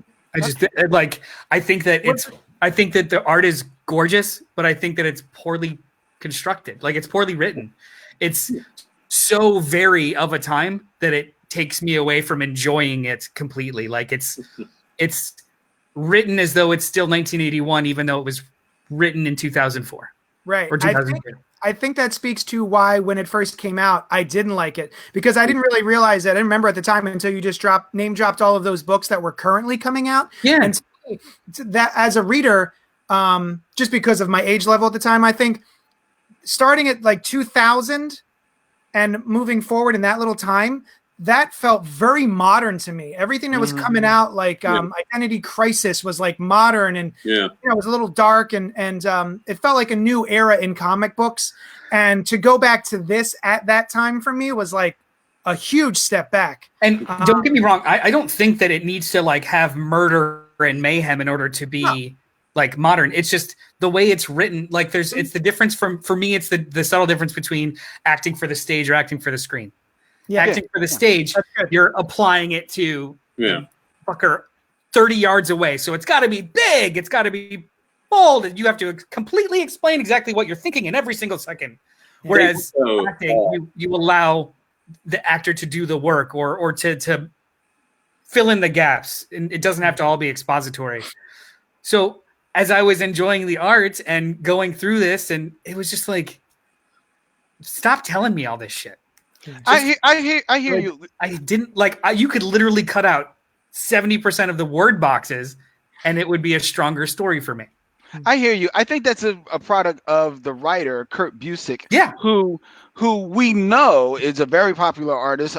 Writer at that time and even still today, and someone who definitely can write with the perspective and the aesthetic of the time, but was developed his craft and his love of the book from the 70s and the 80s. Like reading this, like Kurt Busiek, like one of my favorite books that one of the few books that I actually still collect on a regular is his Astro City, which is a love story to the comic book universes of yesterday and today, but all written with the perspective of the 21st century, right? And he felt like the perfect person to put on this book because he has that 21st century perspective, but he loves the old school. And it felt like to me when he was writing this, he was like, you know what? I'm just going to put on my old school hat and I'm just going to write this old school story for this, admittedly, even in 2000, old school artist, George Perez. Because even then, George Perez, as hot as he still is, you open up his book, his artwork, as gorgeous as it is, takes you back to a different time of comics. That happens with everybody who is successful. You become so successful that you become identified with that time, and then later on you look old, you know. I have two things to say. One, because of Kurt Busiek's apparent, like his style, his choice to write it of a specific era made me sad when I read that initially it was going to be him and Mark Waid, because at the same time Mark Waid wrote Tower of Babel for JLA. The same exact time. Which was just one of the best, though. You know, in my opinion, Kurt Busiek is one of the best. I mean, he's written some of my favorite single issue stories. Randy will back me up if he's still watching. Superman Angel was amazing. So when I see Kurt Busiek, I'm like, fantastic. That being said, Mark Waid is a super high quality comics history writer, and I think he could have been an excellent presence in this. I think Kurt Busiek needed to be leveled out. Just need to be leveled out. In regards to George Perez being a feeling of an era. So while I was reading this, I went to my bookshelf to find something post this of George Perez that like just to see if it was like maybe my new perception or me as a reader now that recognizes it as XYZ. And I grabbed Final Crisis. I have that book. This is gorgeous. Oh yeah. The way it's written and the way that it's drawn is just superb. And maybe like you had mentioned, JD, maybe it's the coloring work. Maybe it's the digital coloring that's like much more mature in this. True. This feels like George Perez, but it doesn't feel old. It doesn't feel dated. Right? I'm sorry, what is that? That's a Final Crisis, Superman. It's a Superman and Legion of Three Worlds. Right. Thank you. I'm sorry, Legion of Three Worlds. I had totally forgotten about that. That was a good story. That was really good. All 5 issues. Yeah. Which I will also say that when Perez came over to DC, yes, you, JD, I'm talking to you. No, that was me signaling to Noel I want to borrow that. Oh, you should. It's a great book. This is so good. It has nothing to do with Final Crisis, which makes it fantastic. I'm in. I love it. Sorry, I Len, love go that ahead. book. Go ahead. But when George Perez came over to DC, his big thing was he wanted to do JLA because that was his dream book. But his other dream book for his lifetime was to do the Legion of Superheroes. Makes sense. So when he got a chance to do this book, he was like, "Oh, bet I get to get my Legion on." And again, it's classic George Perez. Almost every iteration of the Legion is present in this book. Yeah. Oh, it's just so good. It's awesome. He doesn't know the Legion very well. I enjoyed this. It was a struggle to get through because I really did not enjoy the writing. I enjoyed the plot. I enjoyed the mechanics. I loved the art. Some of the layouts were a little aggressive for me. Like they mixed. Yeah. So a lot of the layouts, what they would do is it was a big old splash page where you're supposed to go from the left of one page all the way to the right of the other page, but they still inside that had left to right in the one page in each page. It's still like they were asking you to change the paradigm of which you're reading in panel, which was it was aggressive. It was like a very fluid book. Chilly. That's funny because Yeah. I was thinking when I was reading it, I was like, wow, this is flowing so well, jumping back and forth between characters and universes. This is really working.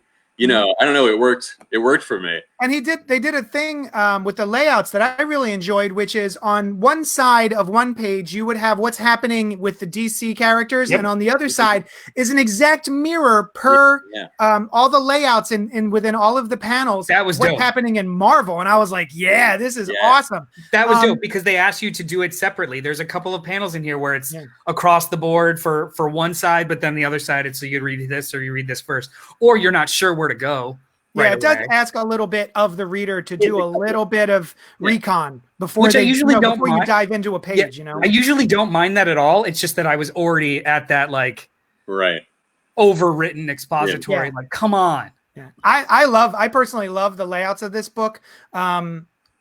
It's all of the work in here is exceptional. I think the layouts and the detail and everything that George Perez puts into this is just masterful. Let's go back to the writing, though, Noel. I have been there before. I have gone back and I've revisited Chris Claremont's X-Men stuff. And holy cats, it is so difficult for me to get through. I just can't do it. I do a book club every month, and many years ago we went and I was like, oh, we're going to do Avengers Forever. Oh my God. And I was like, oh, I used to love this when it came out in issues. This is one of my favorite Avengers story. I can't wait to talk about this book. And I got in and I was like, oh no. Oh no. The whole which I conversation believe was an apology. Yeah. I believe that was Kurt Busiek as well, right? Yeah. Yes, it was. Yeah. Oof. Oh, I did not revisit that book. Chris Claremont.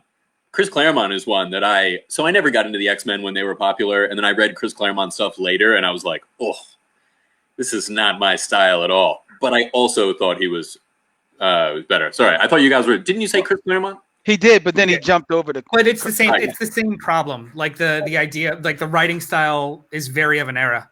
Right. Can I ask you guys a question? Does anybody know what the ring, the jar, and the wheel are? It's the only. No idea. It's the only DC one I don't know. I have no idea. Me neither. I just went with it. Yeah, me too. Yeah, same. Yeah. Randy chimed in. First of all, oh hell yeah. And then, so I think Randy thought you were talking about Final Crisis, because that's what I thought as well. He says, which J.H. Williams does on a regular basis, Noel. He's talking about the panel layout. Yeah, he's talking about how J.H. Williams' panel layout sometimes is style over like actual. Oh, for sure. But his the writing, Batwoman stuff is so difficult to read, but it's beautiful to look at. Yeah, but the writing doesn't ask you to over challenge the like. So Rucka would underwrite. Yes, because those panels, like he would write it out, but he would pull dialogue from it because like the work's on the page, so your eye would move. Whereas this is a very, very written book. Go ahead. I was going to ask, do you guys have a favorite bit from? Because I have a favorite bit from this first issue. I thought we could go through real quick before we move on to the next issue. Len, do you have a favorite bit? It wouldn't be fair for me to say because you have my book, so I didn't get a chance to look through it. And all of but in my head, it's all good, dog. All of my favorite bits, I think, actually happen in the third issue, so it's fine. Okay. Brian. Let's see. So that Flash one really stood out at me, and I'm just going through now. The JLA and Avengers meeting for the first time is cool. I think I'm going to have to go with the assemblage of the objects of power because it's a lot of fun, to see all of them. Nice. Noel. I think it's the same as yours if you just want to go. Sure.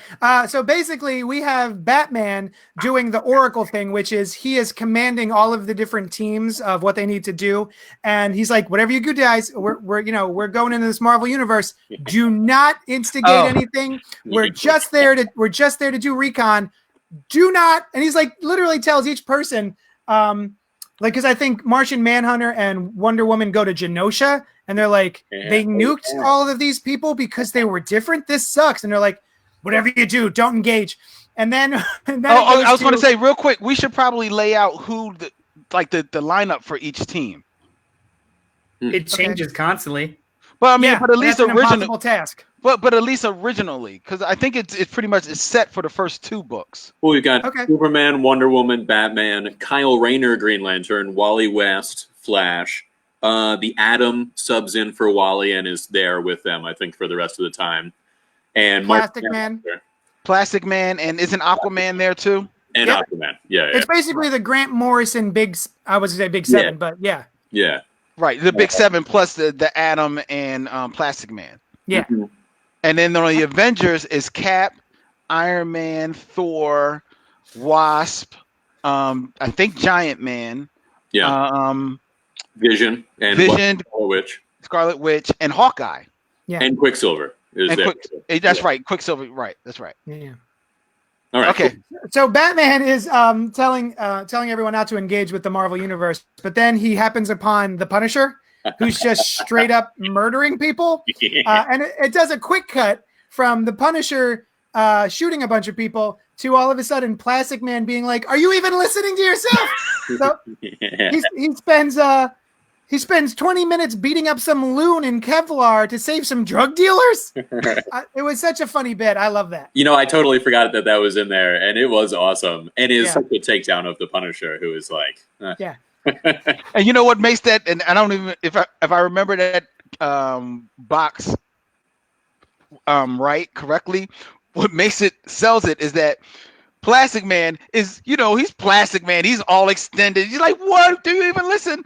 And everybody's kind of like looking at him like, yo, Batman, really, you do that? And Batman's just sitting there just stoic. He's just like, yeah, what? Yeah. My favorite panel in this entire book, I think, is in issue 4 of Batman just having a cup of coffee. Later on he's drinking tea. brought by Jarvis. Yeah. So weird.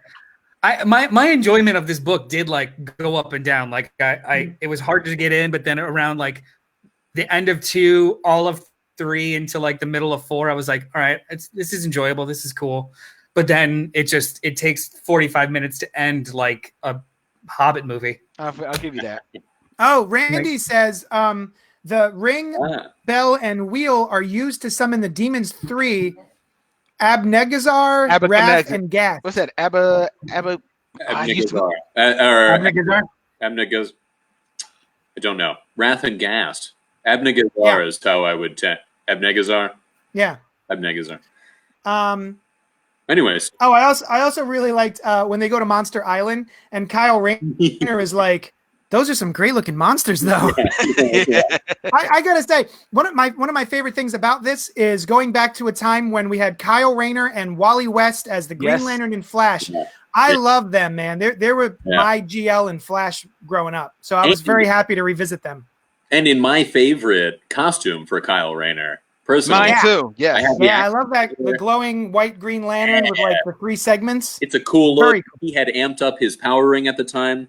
In fact, to jump ahead just a little, I remember when this came out and Barry and Hal were there, and I was like, this is awesome. We get a return to these guys. And I almost found myself, because now Barry and Hal are back in the comics, which I love, but I almost found myself being like, it would be nice to have a little more of Wally and Kyle for sure. as a return these days, Because I always, and that's why I wanted to point out the lineup, because whereas the Avengers lineup is very much, especially at that time, the classic Avengers lineup that you would want to see. Maybe you might nitpick. Some people might want to throw She-Hulk in there or the Beast or whatever. Yeah. But you almost always want Cap, Thor, Iron Man, Scarlet Witch, Vision, Wasp, Giant Man. You got them, and you can stick anybody else with them. The Justice League is pretty much still the same, but as far as the names, but having Kyle Rayner's Green Lantern and Wally West's Flash gives it a whole different perspective, because then it's the youth with these more mature superheroes. You know what I mean? And it's a whole different dynamic, which I always love that. I love that. I think it's missing from the books. Same. Yeah. So basically this issue wraps up with the both teams finally coming head to head at the Fox storage facility. Sure, classic Sure. location. Yeah. Everyone knows that location, the storage facility. Oh, Who is Fox? Who are they alluding to when they say Fox? Gardner Fox. Gardner Fox. That's right, Gardner Fox, a longtime writer of the I Justice took League. a potty break. We're still on issue 1. So wrapping it up. basically, they are about to go head to head, and both of the teams are feeling very aggressive, more aggressive than usual. Yeah. And we've got Thor clocking Superman with the hammer. Yes, And that's, but I don't want to cut your thought. Go continue. yeah, and that's the end of the issue. Go back to that scene where you see them both. They're on the Fox building, and the Justice League are on. I think like a construct from Green Lantern.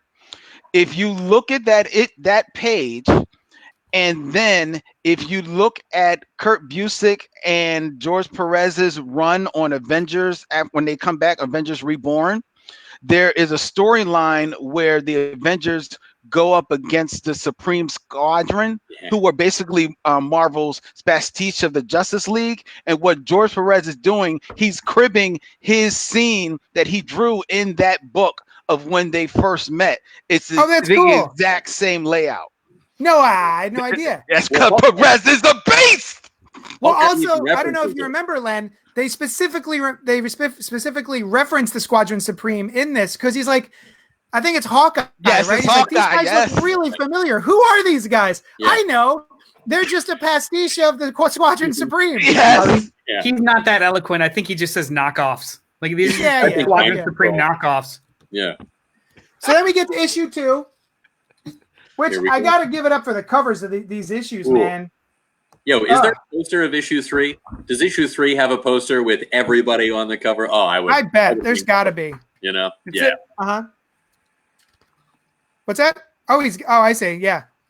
So what happens in issue 2, Brian? So we've got the prologue is the pre-Guardians. As I had mentioned earlier, we get a quick overview of Krona being cast out. But they don't want to kill him because they don't like doing that. And so they turn him into bodiless energy, which is maybe a harsher punishment. And then, he comes back to wreak havoc. We get a shot of Kismet, who I was always a big fan of. So you've got the 2 universes, the, Infinity in the Marvel Universe? Yeah. And that is Kismet, who was in Action Comics in like the 90s-ish. And the title of this one, Contest of Champions, another Marvel reference. So it opens with this fight, and, we're in it now. And it segues very quickly into, I know Noel and JD like this, and I can't imagine Len doesn't, the fight between, the mental fight almost between Cap and Batman. Where they take each other's styles and measures and figure out, maybe you would win. Yes, no? No. This is the most measured part of the entire 4-issue series. This is the most the best paced measured. Like he takes the dialogue out, which makes it gorgeous. This is the most effective part of the entire goddamn book. I love it. And that's what I always want to happen when I was growing up. And, 2 big teams who are good guys would fight each other in the big, mighty Marvel fashion. I'd be like, just say hi. Just be like, are you guys good? Because we're good. Oh, let's hang out and have a pizza. Dope. And they never do that. So the fact that the 2 tacticians sort of like feel each other out, and then they go, do we really need to fight? No? All right, let's work together. Great. Let's go over here. I was blown away. I love that part. Mm-hmm. I like that part too. The thing that kind of in my head was that Batman is definitely the guy who will just dip off to the side, and while y'all just keep working it out. Yeah. It always struck me as like he got in Captain America's head a little bit, because Captain America probably would be, well, no, let's like calm everybody else down. But Batman's like, no, just you and me. Come here. Come here. Let's go talk. When I first read that too, I was like, this is so weird. Like, Cap would not let everyone else get their asses handed to them just to go like figure out a mystery. However, at the same time though, he's written like a dick and Superman's written like a dick. So I just like, whatever, just keep going. Right. There's also a tactical reason. I think Batman's like, no, let them do that, or else whoever is causing them to do this will notice. I don't think he still would do that though. But you're right about the dick part, which comes up later. Yeah. Yeah. We also have, I like the idea that as soon as Wanda Maximoff comes into the DC universe, her chaos magic explodes and Yes. she's wicked powerful, but it's also draining her just to be in that universe. I really do love how the differences of the universes affect the characters who tap into those primordial magics. You know, I think that's really cool. We even get that. Is that in this issue where we come across Darkseid with the Infinity Gauntlet? I believe so, yeah. Because that's awesome too. We're like, oh shit, Darkseid's got the Infinity Gauntlet. Oh, it doesn't work. That's cool. He's fine. Yeah. He's maybe scarier than Thanos. Yeah. I believe Hawkeye says.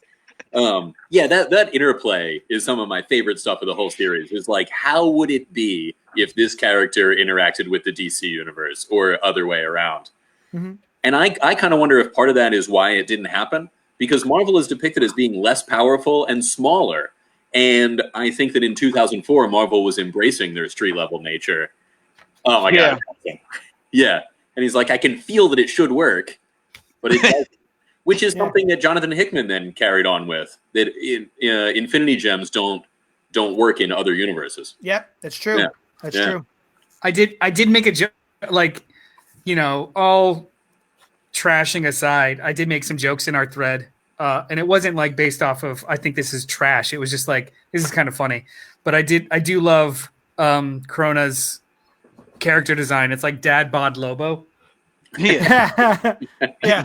He is. Yes, I'll give you that. He's not clearly blue either. You know, he could easily be pale it's white. Like, he takes out his frustrations on the universe because his wife won't talk to him kind of guy. Like, he looks awful. It's awful. It's true. Well, his power. See, one thing that, and I don't think I really gave a fuck any time that I've read it, but now I can't help because I'm with you guys, and I'm especially with, you know, the hairy Wookiee named Noel now reading these books through his eyes. So now I'm like, his power levels, they do kind of like go all over the place. Because like he's this guy, first of all, like the logic of, I want to find out how the universe began, so I'm going to destroy all these other universes. Like, that doesn't make any sense. Well, no, it's a scientist who is murdering mice, intentionally murdering mice to see what it's like when they die. Like that, I think that's the only analogy I can come up with it. Well, the thing that I thought was funny was, going back to issue 1 a little bit, was before we were even introduced to this character, he's like these big glowing eyes, these big crazy glowing eyes in the sky, and he's like screaming, "Tell me, answer me!" And then no one responds to his like, "Fuck it, I guess I'll murder everybody." Right. Set up a line of communication and be like, "That's not. Do you have questions you would like to ask us? Let's have a dialogue." Some of the air was like taken out of the balloon too, and it's just like these big ominous eyes that destroy universes, and all of a sudden it's Lobo late on child payments.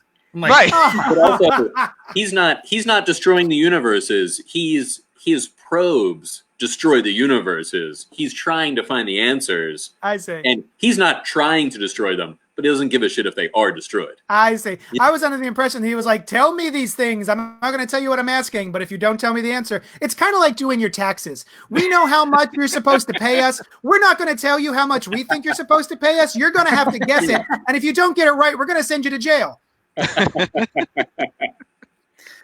Yeah. So anyway, issue 2. All of the interactions. I was just looking at Cap seeing Jason Todd's outfit. Oh yeah. You lost a partner, and you know I did. Let's keep going. Yeah. And there are so many similarities and it's notable it's interesting to see the differences as these similarities interact between the two sets of characters. This is when I started liking the book. Yeah. Those are the more important things. I'm sorry, go ahead. Yeah. Oh no. This is where I started really liking the book, when they started playing with the quiet moments, the similarities, and then you get like what ifs you didn't think about, like if Kyle Rayner decided to absorb the Cosmic Cube, what that would be like. Yeah. But then never really explored. That's like so big gripe with the whole book. Well, what's the gripe? That he can't do it? No, that he turns into silver Cosmic Cube powered Green Lantern, and you don't really focus on that at all. He just makes a few silver constructs, and I was like, and he even notes like, "Oh, I thought it was just a charge, but it's so much more." There's no discipline in this story. Like it's 45 pounds of plot in 4 issues. Look, it's member berries, man. Like, you got to remember, if this was Marvel and DC, if this was just one of the companies, yes, there'd have been a side miniseries with, Silver Kyle Rayner. But it wasn't. So you just put all this stuff into the book.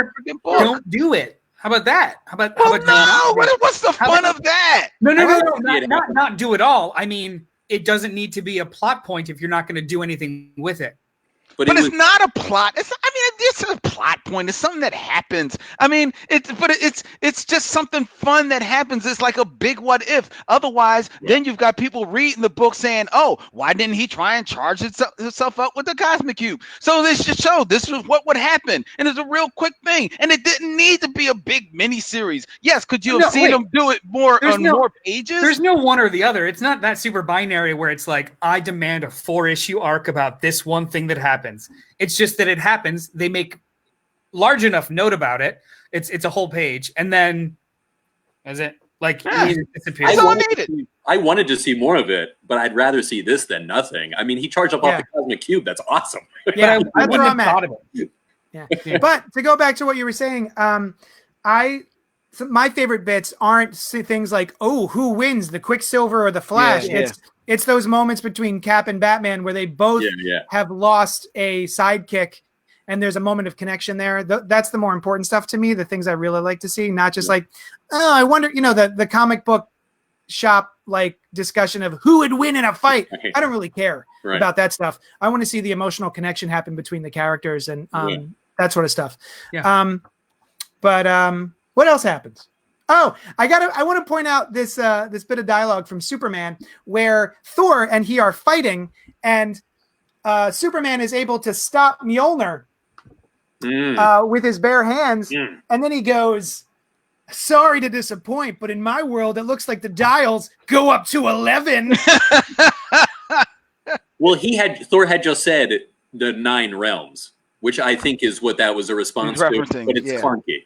It's very clunky. Yeah. It's clunky. It's very clunky, and I don't know if it's true Superman dialogue, but to the story's point, that's where it's going, in this comic book, that Superman is a bit of a dick, and there's no bigger dicks than the people from Spinal Tap, so that's who he's referencing. Well, also, I mean, this is also some Superman dialogue. Tell yourself that, mister. Ease yourself to sleep at night while you let your world go to hell. Where I come from, though, lives matter. And he's like, he looks like a demon. Yeah.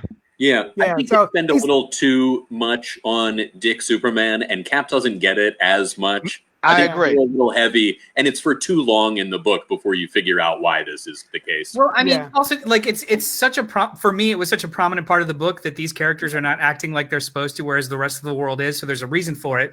But then it's resolved in 3 lines of dialogue in the middle of the weight that it's given.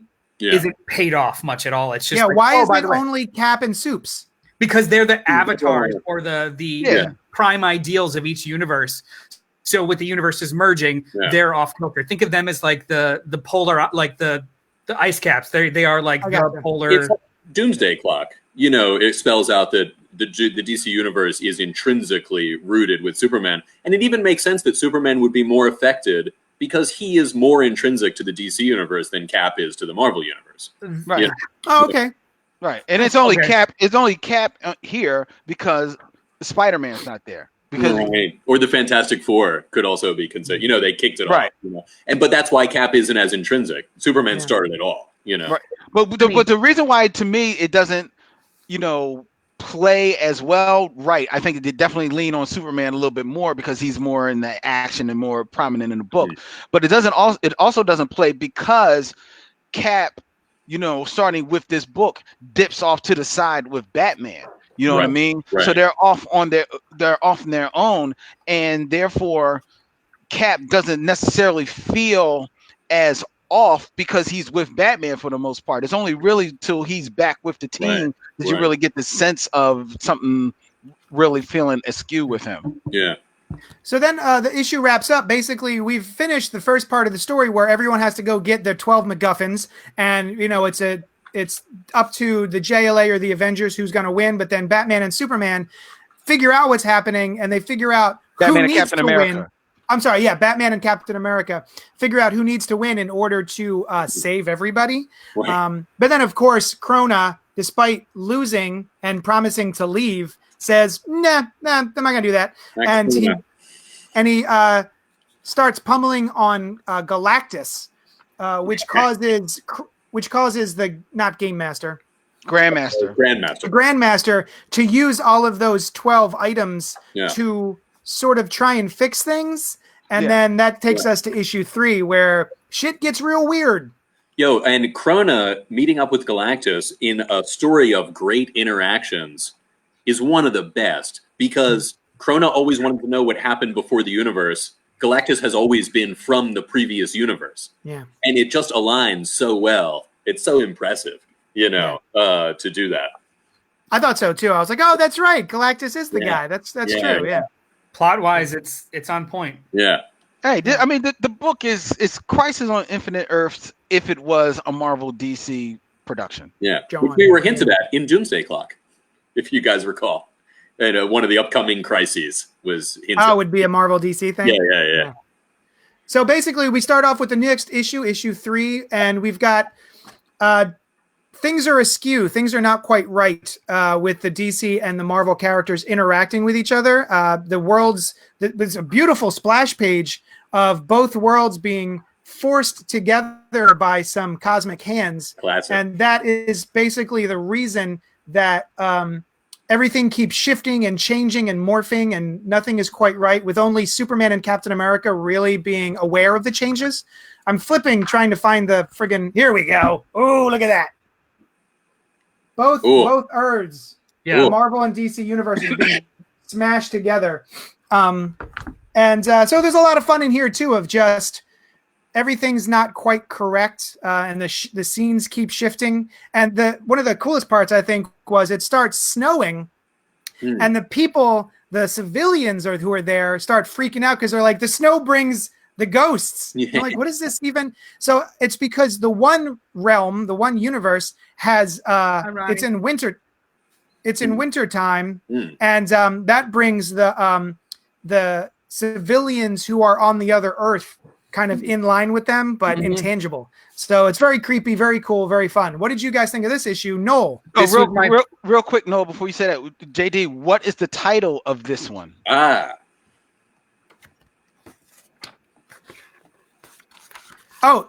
Ronnie Strike, longtime listener of the Spoiler Alert podcast, says, "Holy smokes, look at all of you guys. Jen, Len, JD, really great to hear you cats and you see the show." What's up, Ronnie? Hey, Ronnie Ron. Strike. Strange Adventures. Tulsa. Strange Adventures. Yeah, Strange Adventures, which is a DC title. Classic Adam Strange Home, I believe, right? Yes. Yeah. And my favorite little piece of tidbit in this issue is in one of the party scenes where they're having a luau themed get together. The two teams. Basically, we have one character wearing, I think that's Sue. Is that Dibney? Yeah. Oh yeah. Sue Dibney wearing a shirt that says "I heart it elongated." I like it elongated. Yeah, that's pretty awful. Actually, this issue. Amazing. Two things. This issue is probably like overall my favorite issue of the series. Mine too. But then also, it's got one of my favorite panels for the dumbest reasons. I will show you. Show us. Why the fuck is there a marquee on the outside of a satellite? Is there a mark? It says Justice League America. They've got branding on the outside of their space satellite. People fly around in space in this world. You know what I mean? It's a marquee. There's a marquee on the outside of the satellite. There's two, actually. That was like, oh God, why? That's hilarious. This one panel encapsulates the entirety of like the theme or like the tone of this book. Yeah. Don't question it. Just do it. Exactly. Yeah. I love the parties. I love the parties are cool. I love them all being friends as though they always have. There's a nod to the classic first reappearance of the JSA. This is my favorite issue. This is awesome. This is mixing up those characters. Like it starts with the Justice League defeating Doom and putting him in the Source Wall. That's cool. These are all incredibly cool ideas, and we get to see all these characters kind of like interacting with each other, and not during fights, during parties. They're like just the best scene in Age of Ultron in the movie. Like you just see them interact with each other. This was the best issue. I'm a sucker for the baseball issues of X-Men. Yeah. And like anytime people are hanging out and just enjoying each other's company in between a mission, I love that shit. Now I have a question for you guys. Is there an editorial reason? Is there some broader reason outside of the story here that we have switched from Kyle Rayner and Wally West to Barry Allen and Hal Jordan? Editorially? No, not editorially. No. Yeah. Because it just in the middle, it's just all of a sudden we're going to change these characters. Yeah. I mean, they started it in 1979, and I think they just wanted to use these two characters who had been gone. I mean, Hal was around, but he was the Spectre at the time, and Barry was like, the byword for gone in comics, along with Bucky. So I think they just wanted to use them. I think that it's just a way for them to say that the timeline is shifting back and forth. Yeah. Like I don't think that it was mandated or let's do this now. It was just it's just a very honestly confusing way to give you a perspective of time and place, which comes into effect. Well, like more other confusing things happen in the fourth issue where in the midst of pages, people are changing appearance, which I understand the reason why. It's so indicated why, but it's not clear. It's a mess to read. Oh, I loved it. I had to go back and look up Hercules looked like that in the mid 70s because I didn't realize that was Hercules at first. Yeah. Exactly. Like it's clear, but it's not smooth. It's not smooth. It's not smooth. It doesn't hold your hand with it. That's true. That's not fair to say. Like it doesn't have to hold my hand. It has to be yeah. Okay. I mean, they call him Hercules, so I was able to go, oh, okay, that's Hercules. But I love timeline switching stuff, and I think that's just how timeline switching stuff is done. Like in the Justice League cartoon, when it shifts, it's always been that way. I mean, the thing is, you don't have with it not being a cartoon or a movie, you don't have the advantage of having like a little sound effect or something like that of the shift. Even though there could have been some things that could have done, you could have changed the coloring. It could have definitely been more smoothly done. That's Hawkeye in the costume that he wore in the 60s at one time. It's awful. It was an awful costume. It wasn't awful. Once you're in the swing of things shifting, they give you a dramatic energy level, but then once you're in the swing of it, it's just like, things are going to be different every panel. But I have a question for you guys. Speaking of Hal and Barry being there, so as I remembered it, this was spelled out in the story, but I wonder if I missed a page because I didn't see it, that because they were friends, right, nothing went that wrong. Like, you see when they see their true histories, their earlier histories, Superman is killed by Doomsday, like all these terrible things happen. And I thought they spelled it out, but it might just be in my memory, that with the combined power of the DC and Marvel universes, no problems were that bad. Barry didn't need to die. Nothing bad happened to Hal. You could always call the Avengers if Doomsday shows up. You can call the Justice League if the Kree-Skrull War happens. That was the conflict of this issue. That's why this was my favorite issue. The point of them realizing that this is not real and then being shown what real is and how awful it is, and then having to make the hero's choice of going back to resetting it. That's why, and that was for me that was the only reason why. Like it was fine that it was all of a sudden Hal and Barry now, because they have to make the choice to no longer be there for the greater good of these two Earths. Right. That was sad. Yeah. This was the bad issue. Yeah. That's what I was going to say. It wasn't an editorial thing. It was story wise.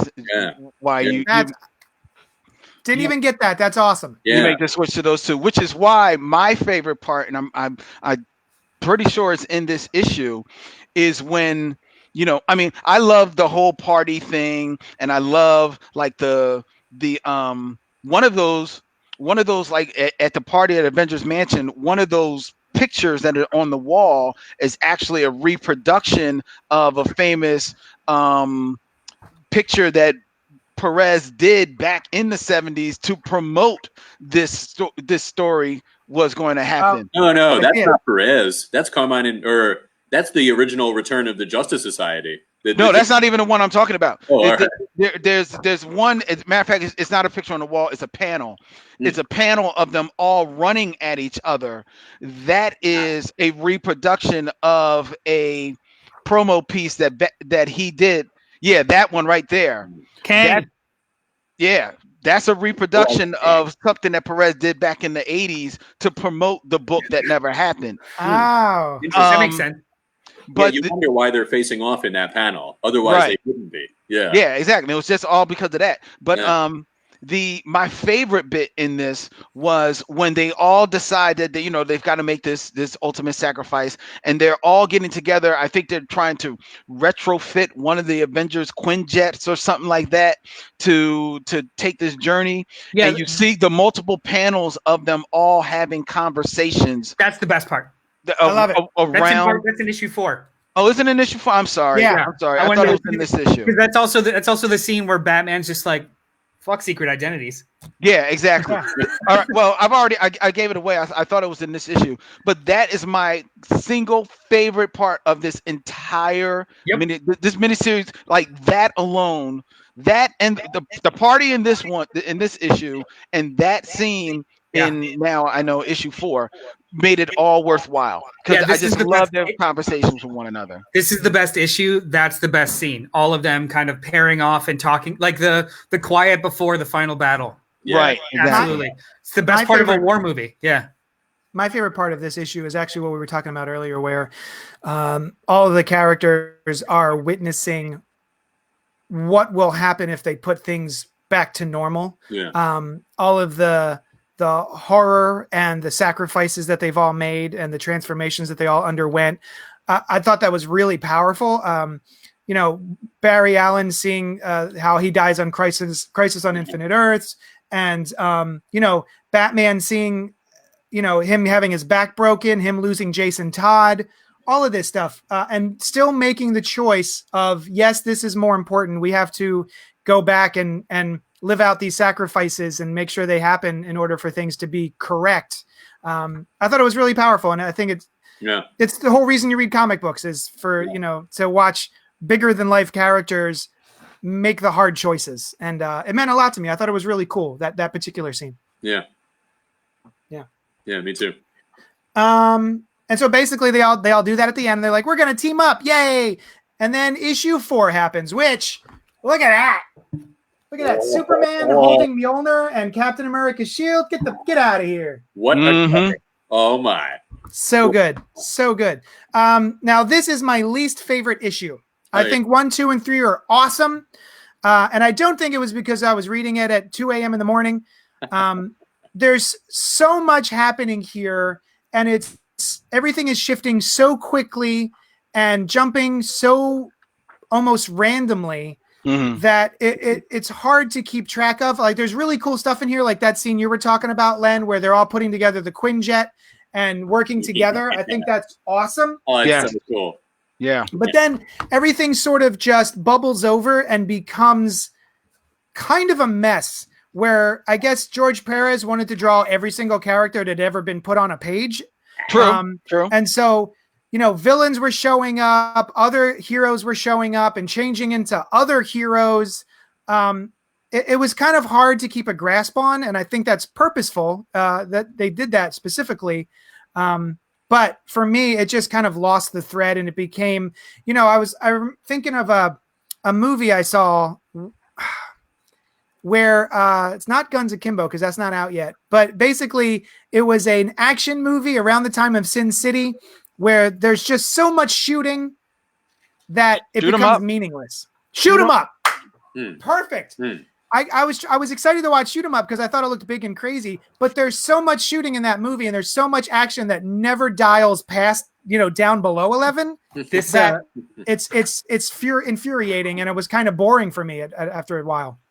This made me think, like you mentioning that, it's a problem I had when I was reading it the other night also, but since mentioning it at the beginning of the show, it made me think of the end of Next Wave. Do you remember? No. They did, as a joke, because it parodies this perfectly. It's a series. It's like 12 splash pages over and over again, over and over again. Like the same action, just with different characters, and there's no transition for it to make the joke that it could like, we're so edgelord, we're gonna come down your throat, and just like over and over the same action scene with different characters, and it's what this kind of felt like. It was constantly switching and changing and switching and changing, and it's just big action to the point where I think I'm losing track of the story. Like, same here. I didn't know. Not to say that I don't like things like this, though. Oh, yes. Yeah. Electric Superman, Blue Superman, and Thor. I thought that was dope. I almost forgot halfway through it. I almost forgot, like, wait, where are these bad guys coming from? No. Yeah, like, the conflict, the main conflict started to lose clarity for me or steam for me because all it was bombast. Yep. Which is my problem. It's just hard. That happened to me, I would say, for like one page. I was like, it might be a little much. But the trade-off of like, here is everything. You know, go into that. It was, you know, like switching back and forth. You got costume, you got that hero replaces this hero, and certain like interesting things like the two Captains Marvel saying thank you to Dr. Light, whose costume design and powers are very similar to Monica Rambeau's Captain Marvel, which I hadn't picked up on at the time. So those kinds of things. So just for the chance to see, like, I can't argue. I don't disagree that all that happened, that it was so bombastic, but I was in, you know, and I really thought that they did a great job of, throughout the whole series, of saying, like, all right, DC gets this, Marvel gets this, and, you know, win or whatever. And to have Superman be like, Cap, you should be the tactician that's leading the team. Excellent choice. And then to have him commanding everybody through Jean-Jean's, you know, doing everything, it was just perfect. Batman being the one that already slips into the place that he was going to tell him to go is excellent. And, I mean, the best of all is Cap, the conversation about him giving him the shield. You know, Cap's the tactician, Soups gets the shield, and then him wielding it throughout. You know, I mean, it was... you get those more quiet moments in the beginning. Does anyone else kind of love how Perez draws She-Hulk? Oh, I do. Yeah. Her face. There's something really charming about the way he draws her face. It's like a Terry Moore face. It's amazing. Yeah. No, I noticed that a couple times. Yeah. Len, what did you think? I mean, I enjoy the whole thing. There's a part of me that kind of agrees with Noel's assessment of the last issue, where, you know, the fight becomes a little bit unwielding, a little bit, and hard to keep track of. And part of it is because I get the sense of, you know, having followed Perez his whole career, that I can kind of like see where, okay, I think Perez is doing like really like some very loose layouts on this one, and as given over a little bit to his inker. Especially because, this was a lot to do. And as you mentioned before, there was a big wait between issues 3 and 4. You can see why, because Perez always wants to put everything on the page. The man does not take a day off. But I think some of that deadline started to show a little bit in the artwork. So that's why I think that it feels as unwielding as it does, but it does have those cool moments. I love Batman slipping away, but I love Captain America saying, and Batman, oh, well, yeah, I know he knows what he's going to do. You know, like Captain America knowing who he's working with, like, okay, you're going to go do that, you know. He does it to all of us. Exactly. You know, so I dug it. I dug all the little moments of it. I even love flash forward to the end, when after all is said and done, because spoiler alert, they win. Spoiler alert. That's the name of the show. Thor, there you go. Superman tries to pick back up Thor's hammer, and he's like, "Wait a minute, wait a minute." Just to hand it to him too. He's like, "Oh, I'm next to it. I'll grab it." What the hell?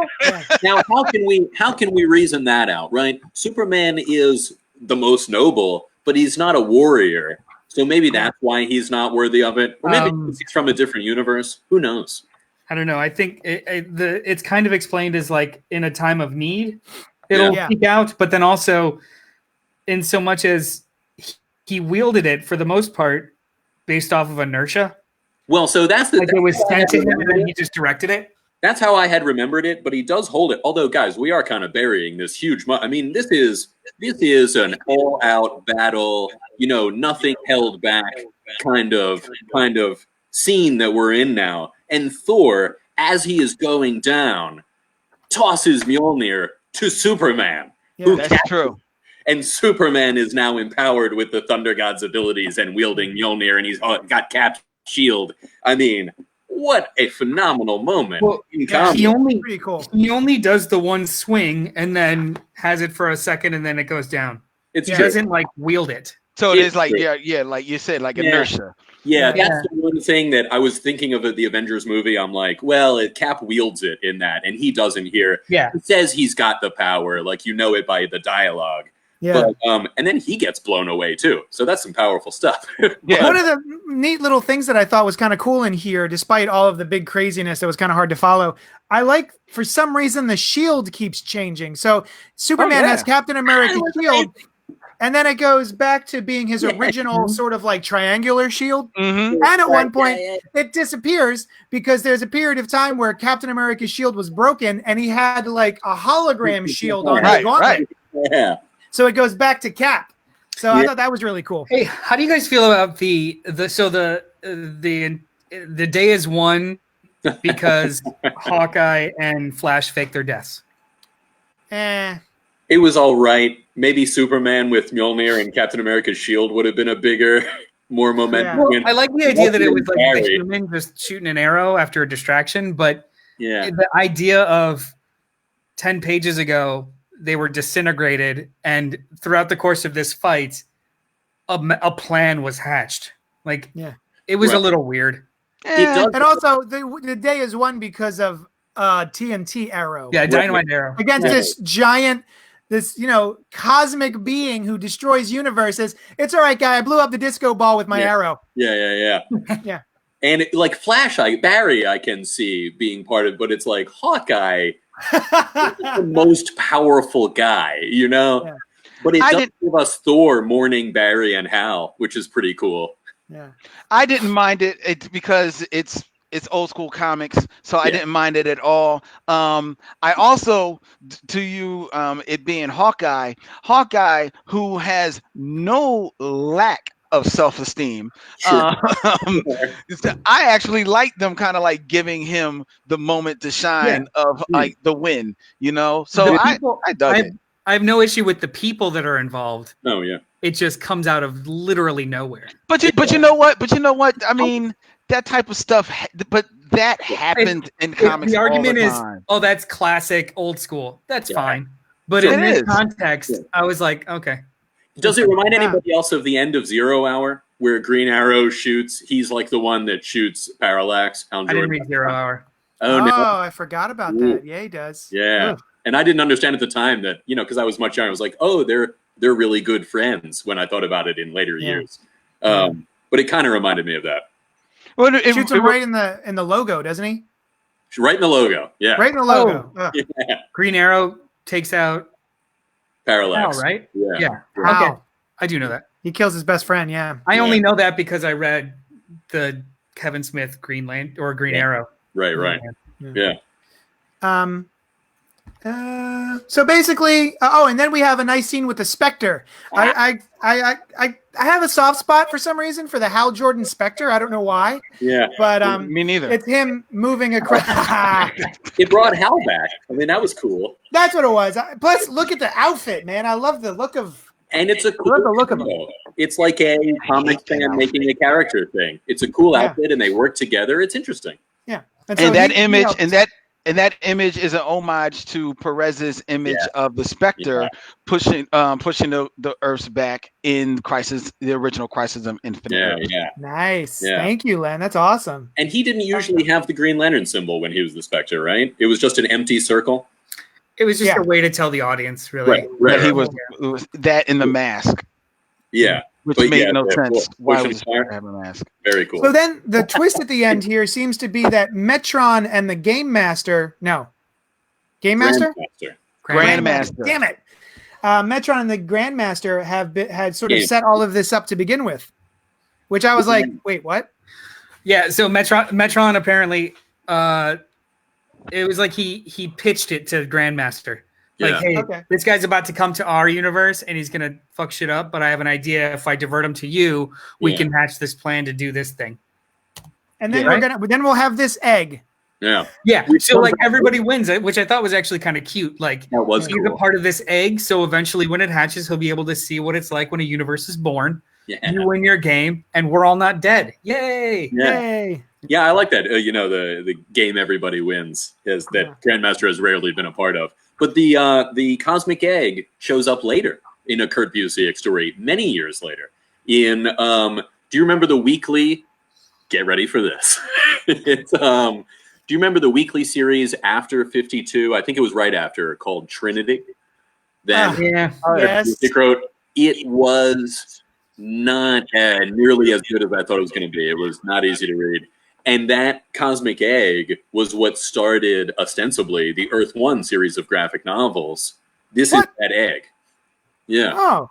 Yeah. I did not know that. Yeah. I don't think they've paid attention to it with Krona's appearances later. Yeah. But this egg shows up in Trinity, and that was Earth One. But then I think when that didn't do well, they probably just were like, no. Earth One is Earth One. It's all. Gotcha. Don't worry about Trinity.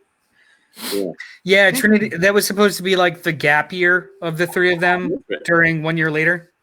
But it was Randy Green just yelled Trinity falling down a cliff because no one else read it. Trinity. I mean, oh man, it looked like it was going to be so good. I was so stoked. I was like, you got the three main Trinity. Bagley, oh my god! And Kurt Busiek writing it. Yeah. As soon as when Bagley left Marvel, that was his first big thing. Like he was gonna because he was known to be really fast. Yeah. Double shipping on fucking Ultimate Spider-Man. Right. Yeah.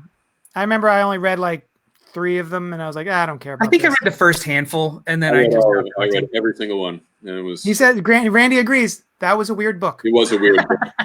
But I like how this one ends with, Metron. Metron is always, I love Metron. Yeah. The investigator with his chair, his Mobius chair. And I always love a good white space, between two cosmic entities. And the whole hey, it's not so hard for these guys to cross. The Flash, it was difficult because it was such a different universe. Yeah. We could cross again, maybe someday, Hasn't happened. Leaving it open for another, crossover in the future. So my biggest takeaway from this book is that I'm more excited to reread Final Crisis: Legion of Three Worlds. That was. I'd like to read 0 Hour. Is that what that was? I would like to read the description of 0 Hour. Yeah, I don't think you need to read 0 Hour. The description of it is great, and it also brought back, that was Hyper. No, that was Kingdom. No, that's Hyper Time. No, Hyper Time was, or was that Hyper Time? What was Kingdom after Kingdom Come? Then Kingdom was disappointing, is what that was. Kingdom was not Hyper Time. Hyper Time was 0 Hour. Hyper Time was 0. Yeah, it was created in the Flash book, but the whole idea of it is why they were going back in time and erasing everything. Right. I had a poster with 2 sides. One was Batman in the middle and all the different versions of Superman. So one was I love omnibuses, just large collections of things. And the 0 Hour one, which was I think released last year, is beautiful. Yeah. It's the color is awesome. The fold out binding is just really cool and super colorful, and the spine looks awesome. Yeah. I don't give a shit about it though. Yeah, I got you. I would not buy it just to because I love alternate time. I don't care about the story. Talking about coloring, so Len's JLA Avengers Compendium has 2 covers. The little guy has the pencils of this image, and the other one has a digitally colored version of this, and it is god awful. Yes, it is. Someone just figured out how to use Photoshop for the first time, and they decided to do this image with it. I wonder if you could see this. It's pretty bad. I mean, those early days of digital, you know what I mean? We got some of Yeah. that in the backgrounds of JLA Avengers, just those like space scenes are. Yeah. So this is nice. what, do you guys? So this is famously out of print. Yeah. Should it get a remaster, and or is this the kind of thing that maybe we should jockey for, like cross promotional, play in the same sandbox kind of shit? Because if we're talking about like it being a use case or a shining example, for me it's not. I love George Perez art, but the story really didn't do that much for me. Like net positive. So I think this should definitely be in print. I am flabbergasted that this is not in print. I think it should be in print. Be right issues, between the two. I'm talking about like if this is an example of what they can achieve if they work together. It wouldn't be. It wouldn't be though. I mean, this is a writer and an artist. This is years and years ago. Whatever they did now would be more modern because it's being done now. I would like to see this tackled now. That'd be awesome. I would love modern to sensibilities. see Marvel, and see a little bit more of the other, see Spider-Man, Fantastic Four. With DC, you kind of get everyone's in the JLA. Phantom Stranger shows up, but with Marvel, you well, in Marvel now, almost everybody has an Avengers card. Well, that's true. That's true. So if it was done, Avengers World. Yeah. Cool. Now, if it happened today, who is your writer and who's your artist? Can we go Mark Waid? I mean, Nick Darrington and Jeff Johns. Oh my God, Nick Darrington. Nick Darrington, give it to him. Yes. Nick Darrington and Jeff Johns. Actually, let's do who's who. So it's Nick Darrington and co-written Jeff Johns and Brian Bendis, because they're that would be interesting. godfathers of modern comics. Nick Darrington and Mark Waid. B just said it. Oh, Mark Waid would be perfect. Thank you. I like that. Yeah. I mean, I said it, but I still like it. Can it be, yes, I enjoy the thing I agree with. Can it be that I can say it be like, the perfect team? The perfect team like 52 was? Like you've got like 4 writers jamming from their different sensibilities. No. Because then like 52, some parts would read a little weird because Grant Morrison wrote it versus Jeff Johns writing this part. We invite everyone but Grant Morrison. Wade, Johns, and yeah. All you need is Wade and Nick Darrington. Give them a year to knock it out, and that. But who's your Avengers and who's your JLA? Who's the team? Oh, Jesus Christ! I mean, I like just expanding it to everybody. That's what I like so much about this. Is like you go core, Big 7, and you go core Avengers. Whatever, this team is good without Jack of Hearts or whoever was so emblematic of that time, and then but you quickly expand it to everyone. I like that. I would say only include Doom Patrol and Power Pack. That's it. That's the team up everyone wants. I think to appease all of the fans online, you only include the cast of characters from all new Marvel, all new, all fresh. Only the replaced female minorities. Just that. Only that. I mean, that would make everyone mad. That would be a good. Just make everyone upset because everyone everyone sucks. So let's just swerve into it. Hey guys, what do you want to do next week? Oh, it's a good question. Thank you. I asked it. Oh, well, you did a great job, and it went up at the end, just like a question. I know what I would suggest. Oh, Warren Ellis, Brian Hitchens, and only them run on the Authority. Okay. Actually, guys, could we discuss this offline? I have a family call. Okay, get the hell out of here. So I will see you guys later. I'm Brian Lieb, BrianLiebDesign.com. If you need a design job, you let me know. I can do one. All right. Love you, buddy. See you guys. Love you guys too. Enjoy. JLA Avengers is phenomenal. Nice. All right. See ya. All right. Thank God he's gone. What do you guys want to do next Let's week? decide this without him altogether. Yeah. Let's redo the whole show. How about something we all truly love, which is The Dark Knight Strikes Again? No? Or the History of the Marvel Universe. Mm-hmm. I don't have that book. Oh, I have it for sale at Johnny Destructo's Hero Complex, 4327 Main Street. There's a couple of things that I'm currently reading that I really have been liking. I don't know if you guys are into it. So I did just finish White Knight, which is really cool. White Knight is good. I have that. Yeah. Let's do White Knight. I'm like one issue away from finishing it. And then the other one is I had it forever, but I've never read it. And I'm more than halfway through is The Vision by Tom King. I would do that too. Really, Randy really is good. chiming in, and he says Planetary. And I was going to suggest another book. I was going to suggest Black Hammer. Oh, I would do any of these. I'm into I it. want to read all these. Like those are everything you've mentioned is either on my list that I'm working through or I just worked through it. So I'm down with Black Hammer. So things like Planetary, I feel like we should plan that out a couple weeks ahead because that's a lot of reading. That's like a lot of reading. Wait, all of it or just the first trade or just the first 2 arcs or I guess we could do just the first trade.